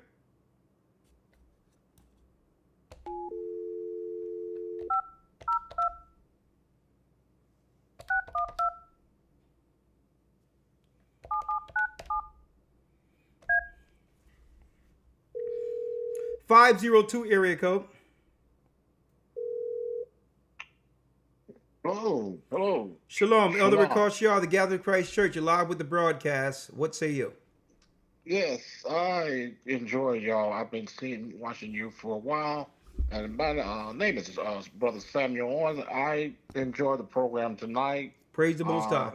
It was just wonderful because I have come up in the Pentecostal church for many years. Since 1984, I grew up in that church under the Pentecostal. Yeah, so did I. religion. So did I. Yes. I came up with Pentecostal. So what say you? Yes. You have something on the topic? Something on the topic? Well, I just wanted to say that because of the fact that the women and how things have come in our community, that is so true of what we see, and I see it all the time because I've been married myself over 40-some years now, and I see it in my family. I see it among my family's, the children, their children, and the father and the mothers. It's just basically everything is being open, and I'm just so grateful to see that all the things being fulfilled according to the prophecy and how you explaining it. It really has been an eye opener. God, I've been asking the Lord for many years to open my eyes to the truth, and the truth will set you free. And when what it does, I like it because how it does with the Holy Spirit. It agrees. You know it's the truth. Mm-hmm. So I thank God for that, Elder. All praise be to the Most High. I've been trying to get a hold of you guys too. I've been calling and I've been sending money to the ministry, and I've been wanting to become a part of it. I'm here in Louisville, Kentucky. I wanted to mention that. Yes, I'm in Louisville, Kentucky, and I really want to be a part of the church. Okay, sir. Yeah, Let me get your name again. Samuel Owens. Samuel. Okay. Owens Senior. All right. So what I'm gonna do, Sam, we're gonna call you up tomorrow and invite you to get with the gathering down there. Okay. Okay, I appreciate it, sir. My brother. All right. Blessings. All right. Shalom. Bye. How you doing, Brian? Oh, fantastic. You're live with the Gathered Christ Church. What say you? Well, thank you for taking my call. I've been listening to GOCC for maybe 11, 12 years now. All I'm from California, but I live in Phoenix, Arizona, and I'm simply looking for the GOCC location in Phoenix. I would like to get baptized. Okay. We have a bishop there that can reach out to you. Awesome. I would love to speak with them, and I would love to join the gathering of Christ Church. I go back and forth from Arizona to California, so I would love to visit the California location also. Okay. And, Well, I'll be in California in a couple of weeks, so I'll be announcing that soon. So maybe you can come through while we're there. We'll talk about that. But in the meantime, Brian, I'll have someone reach out to you as early as tomorrow to get you with the body in Phoenix. That'll be great. I'm looking forward to speaking with them, and I'm so happy that you took my call. My brother, thank you. Shalom. Thank you. Good night. All right, last call for tonight. If I don't get you in tonight, don't worry about it. If I don't get you in tonight. Welcome to Verizon Wireless. If I don't get you in tonight, we'll just pick it up Friday. A Q&A Friday. We'll have a topic, picking up from where we left off. Right? Exposing the Babylonian scammers this Friday. And as we come closer to the end, things getting tight financially. Scammers are becoming more desperate. Watch out. Okay?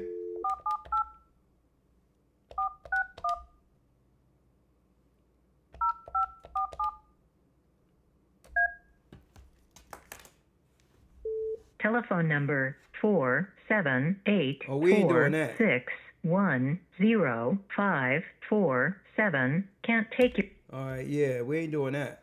All right. How you doing, Sheldon? Last call for this evening. Elder, Blessings, talk to me. God bless you, bro. I have the same dilemma that the last gentleman that spoke to you about. I've been following you for a year. I live in Brooklyn. I just want to join and you know what I'm saying, and enlighten myself with Brooklyn. All this, Brooklyn, yeah, and all this knowledge you're giving, elders. I don't need to meet you personally, but that'll be a plus. But if not, if you could just line me up to Brooklyn so I could get me a body and get me, you know. Well, I'll tell you what, Sheldon, there's a blessed young man, very knowledgeable man, Bishop Shamal over there in New York. I'm going to text him your number right now. Right. Yeah, we're putting a research team together. I'm going to follow up with him on. It's going to be a great research team. I got to talk to him about, and it's going to make it where we can dive even further into some of these topics going forward. Very learned young man. Right, so he'll be reaching out to you. Okay, Bishop Shamal will be calling. Thank you, Elder. You have a blessed, bless you. Evening. May the Most High be with you. Thank you, brother. I'll see you when I come to New York. I'll be coming soon. Got you, Elder. All right, Shalom. Shalom. All right, they coming in one after the other, ain't you? All right, this is my last call for real. I got some beef stew Lawya I done whipped up. Lord, boy, I think it's one of the best batches I've ever done. Oh yeah. Man, let me tell you, I put some wine up in there and had the carrots and the small organic potatoes whipped up just right. Man, Lord, have mercy. I'm gonna put that thing over some rice, and there's gonna be a righteous situation going on. Right? Yes, indeed. Yes, sir. That gravy is killing. Anyway, 205 area code. 205 area code. I'm putting my weight set together probably tomorrow too. You know what I mean? I'm start hitting it hard. 205 area code. Talk to me. You can't be talking about some good beef stew and ain't talking about hitting those weights. I tell you, I got to get that health together all the way around. 205. Come on now. Mind, body, spirit. Hear me, Elder? Yes, I can hear you. Talk to me. In that era, and it was taught to us like even Lil Boosie had a song that said INDEPENT. Do you know what that means? She got her own house. Like they taught us to be independent. Yeah, but sister, you gotta admit, any woman who listened to a guy named Little Boosie, you deserve anything you getting out of that song. And you know what the interesting thing was? My dad, he would be like, yes, finish college, go to school. And my mom was like, what about faith? It don't matter. So I think Man, that I had a daughter would come and tell me, yeah, this is what little Bootsy said. Little who? no. You was asking the young lady where it came from. And I'm saying that it was socially engineered in the music. We wasn't listening to it, but during our era, we had videos that basically was telling us, the older women, like the younger lady said, go to school, finish school, do what you got to do, because the older generation felt like, hey, I put everything into this husband, but now you can go ahead.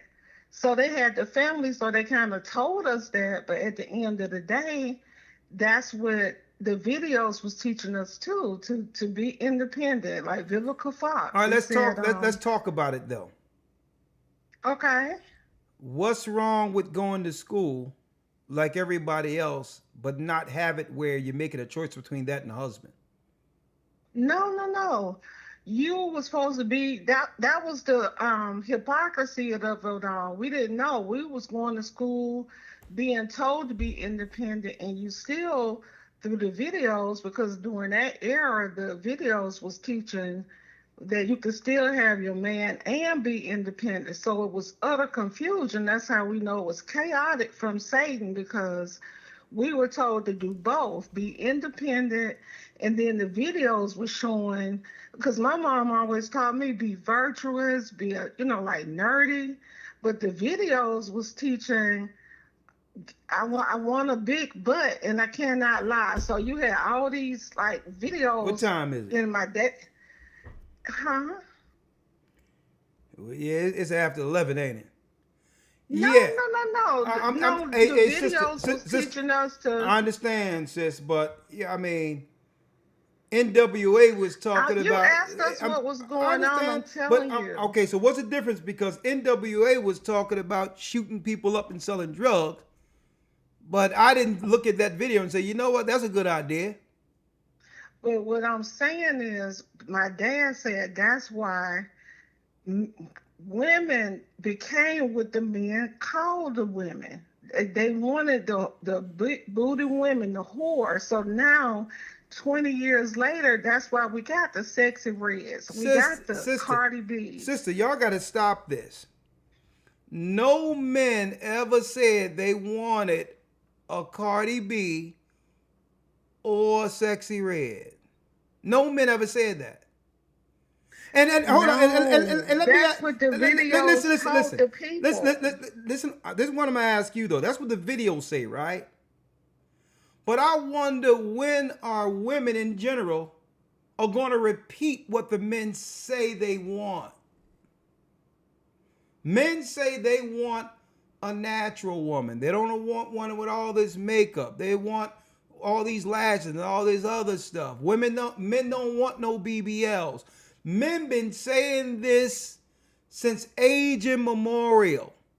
But we always hear that's not the generation we grew up in. When listen, I lived that life. I was that woman who had the natural hair, and we lost the battle to all the video vixens because all of them had the weaves and everything. So that's what I'm saying. That's why it became that way. No, yes. Sister, listen to me. This is the echo. You asked us the question. No, listen to me. I'm telling you what happened. I'm telling you, this is the echo chamber of women. Because the video vixens, there was only about 4 or 5 of them. And I think women get confused. Just because a man may look at something doesn't mean he's going to marry that woman. And I think that's what women get confused. They think that's what men want if they look. No. A man isn't looking at that woman to raise his kids and to be a helpmeet and all of that. So women got their signals confused that if a man look at a woman, that he see this woman other than just for carnality.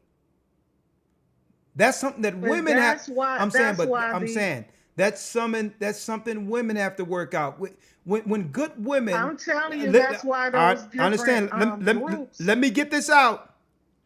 If women believe that they must devalue themselves to compete with harlots, you have already lost. Do you understand that? Sir, with all due respect, I do. I understand that, but I'm telling you, you asked the question, where did this come from? Yeah, but it And doesn't I'm make telling any you, that's why sense. they came into the rap music. That's why they penetrate us. Me and my dad and my mom and my husband, we all went through that. Because during that generation, all the guys were street guys. That's what, when you was a nerdy guy, you was tossed to the side. If you was a nerdy woman, you were tossed to the side. So then By we who? started changing by the mass media people. That's why they penetrated that generation with that. That's why they put all those videos out there, the Vivica Foxes and the Halle Berrys. Okay, Everybody being independent woman. okay. Let's slow up real quick. You think let's look at both of the two examples you gave. Is Vivica Fox and Halle Berry, is that a happy ending any woman want to aspire to right now?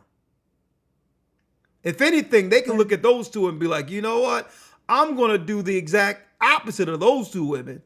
Because guess what? That's the aftermath. But during the 90s, that's who were looked at beauty. Everybody idolized them.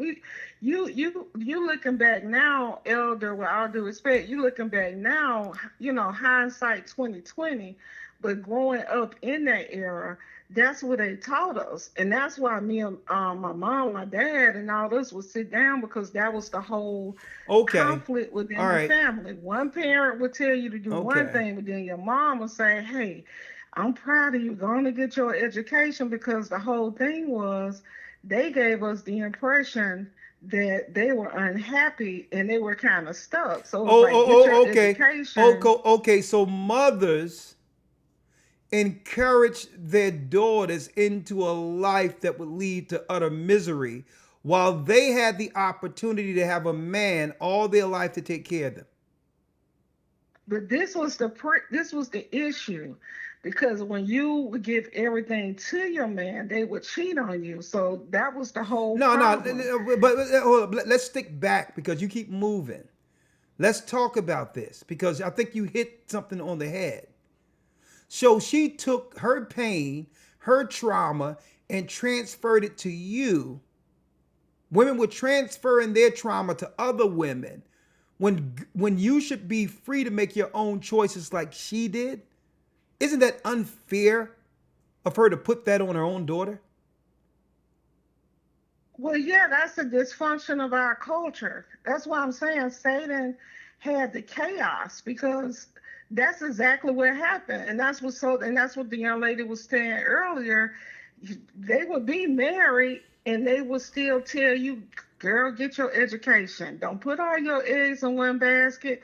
Have your money to the side. Because if that man leave you, or if he cheating on you, you can still be independent, have your way to still make it, so that you don't be stuck like me. So yes, that's why society is so let me messed ask you up. that. Do you think that was a good idea for her to say that? No, that's why it's from Satan. It destroyed our family. That's what I'm trying to tell you. Well, hey, I'm glad. You know what? And you know what? Us having the conversation is the beginning for the healing. And I thank you for that. Well, sister, thank you. And you know what? Maybe I'm downplaying or I'm downplaying the effects that the media actually had on this generation or the generation before it. Maybe I'm downplaying it because I realize, coming up from where I came from, that if it's on TV, it's TV. But sometimes, and a lot of times, especially in this world we live in today, life imitates art. So I'm not gonna act as if we grew up like that. I'm gonna give you one example. Yeah, I'm not gonna act as if It's there's just no like legitimacy Puffy and to what you're saying. Lopez. Both of them was independent, but they came together. So it was like you were supposed to be independent, but you still was supposed to have a man too, and that's confusion. And that's what I'm saying. I lived it. My life is the product.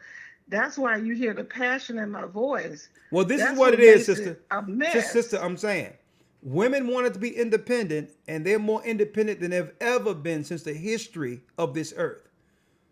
And you know what it have gotten them? To go into the doctor's office for more antidepressants to cope with some of these decisions they should not have made. Right? And that's why to this day, I tell all younger people, don't fall for the tricks. But I think it's a great topic. I appreciate you bringing it up, but I just want you to understand that, Satan destroyed our generation with that. And I yield with that to Wilder. Thank you. And my whole deal is, listen, the Most High didn't bless me to have a physical daughter. I have all sons, but I'll tell you this. If I had a daughter and she grew of age, she would be in my house until I give her to a husband. And I wouldn't give her to the educational system, okay, and all this other crap that can destroy her before she would have an opportunity to understand what a true relationship is supposed to be like. Okay? I wouldn't do that. I wouldn't rob my daughter of that. Okay? She would stay in my house until she had a husband. Period. Why? Because if she's going to college and then something's going to happen, she's going to end up sleeping with someone anyway.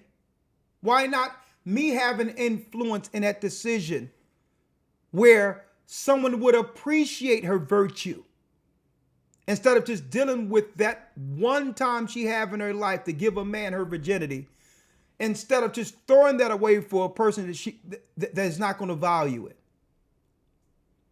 So if I had a daughter, that would be my rule. I don't care what the world say. You're going to be living in my house, and I'm going to raise you with the scriptures and all that, and you're going to be a virgin until I give you to a man, period. I don't care what the world is saying. Because no one is going to put you together when you're broken into a million pieces. That's it. Well, I want to go to school. Yeah, there it is. Here's an online school. It's called right here, I Am Royal Academy. That's how it pops off, okay? And that's why, let me tell you, and I believe the Most High blessed me not to have daughters. Because in a world where all this stuff is going on, I'll be teaching from jail. Okay? So maybe the Most High know me. Listen, here's the rules. I don't care what the internet's saying. I don't care what Instagram is saying. You're going to stay in my home until I give you to a husband. And I'm going to give you to a husband who can afford to take your hand in marriage. If it's an age gap marriage, okay. As long as it's not too far off, as long as he can sustain and pick up and give you the wisdom that I can be confident that he'll continue to grow you beyond me, so that I can have this conversation with him also and say, well, listen, it's all good, but understand that if something go down with her, you understand? Let me show you what a Philadelphia pretzel looks like. Okay? This is you with a head on it. So you get twisted up. You're going to treat her like God said treat her, and that's all it's going to be. And me and you going to be all right. Okay? So that's how that works. So that's why the Most High, he didn't bless me with any daughters, because strict rules. All right? Elder Lawya, it's after 11. I got to go to sleep. I got some food to eat. I'll see you all this Friday. I'll also see you this Saturday in Hartford, Connecticut. Hebrew and Bible Academy, the 4 beasts of Daniel leading to the mark of the beast. We're in open enrollments right now for the Hebrew and Bible Academy. I hope to see you in the next one. Go to historytimes.org. Thank you, Elder Rawchaa. Thank you, Elder Dell, for all you do. I love you all. May the Most High be with you. Stay prayed up, sin not. We will soon see Zion. Gathering of Christ Church, We are the children of Israel, and yes, we are back. Have a pleasant evening, brothers and sisters. I can't wait to have this conversation week 12 in the academy. It's going to be an interesting one. Have a great night. Thank you. Sir. Shalom. Shalom. Thank you, Elder Lawya. Yes, sir. Thank you.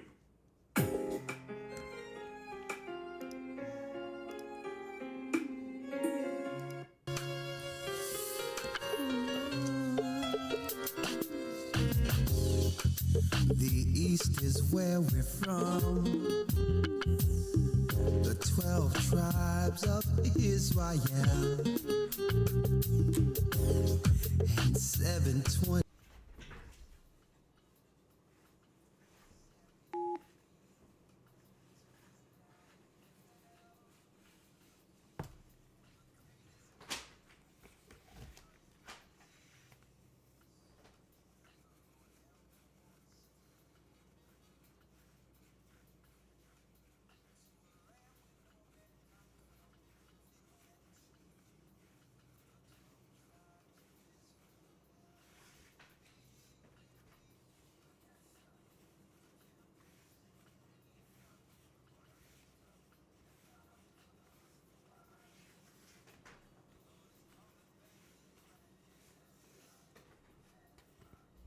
The North American Indians, Simeon, the Dominicans, our highest gathering is Israel. The Arabs and Africans told us at gunpoint. Together our wives and children then sold us. In the belly of these great ships we traveled in fear. By the rivers of Babylon we found our brothers here. In Colombia, Reuben from Australia, Issachar, the Mexicans, our highest gathering is right here. The Negroes, Benjamin, the West Indians, Levi, the Haitians, our highest gathering is right here.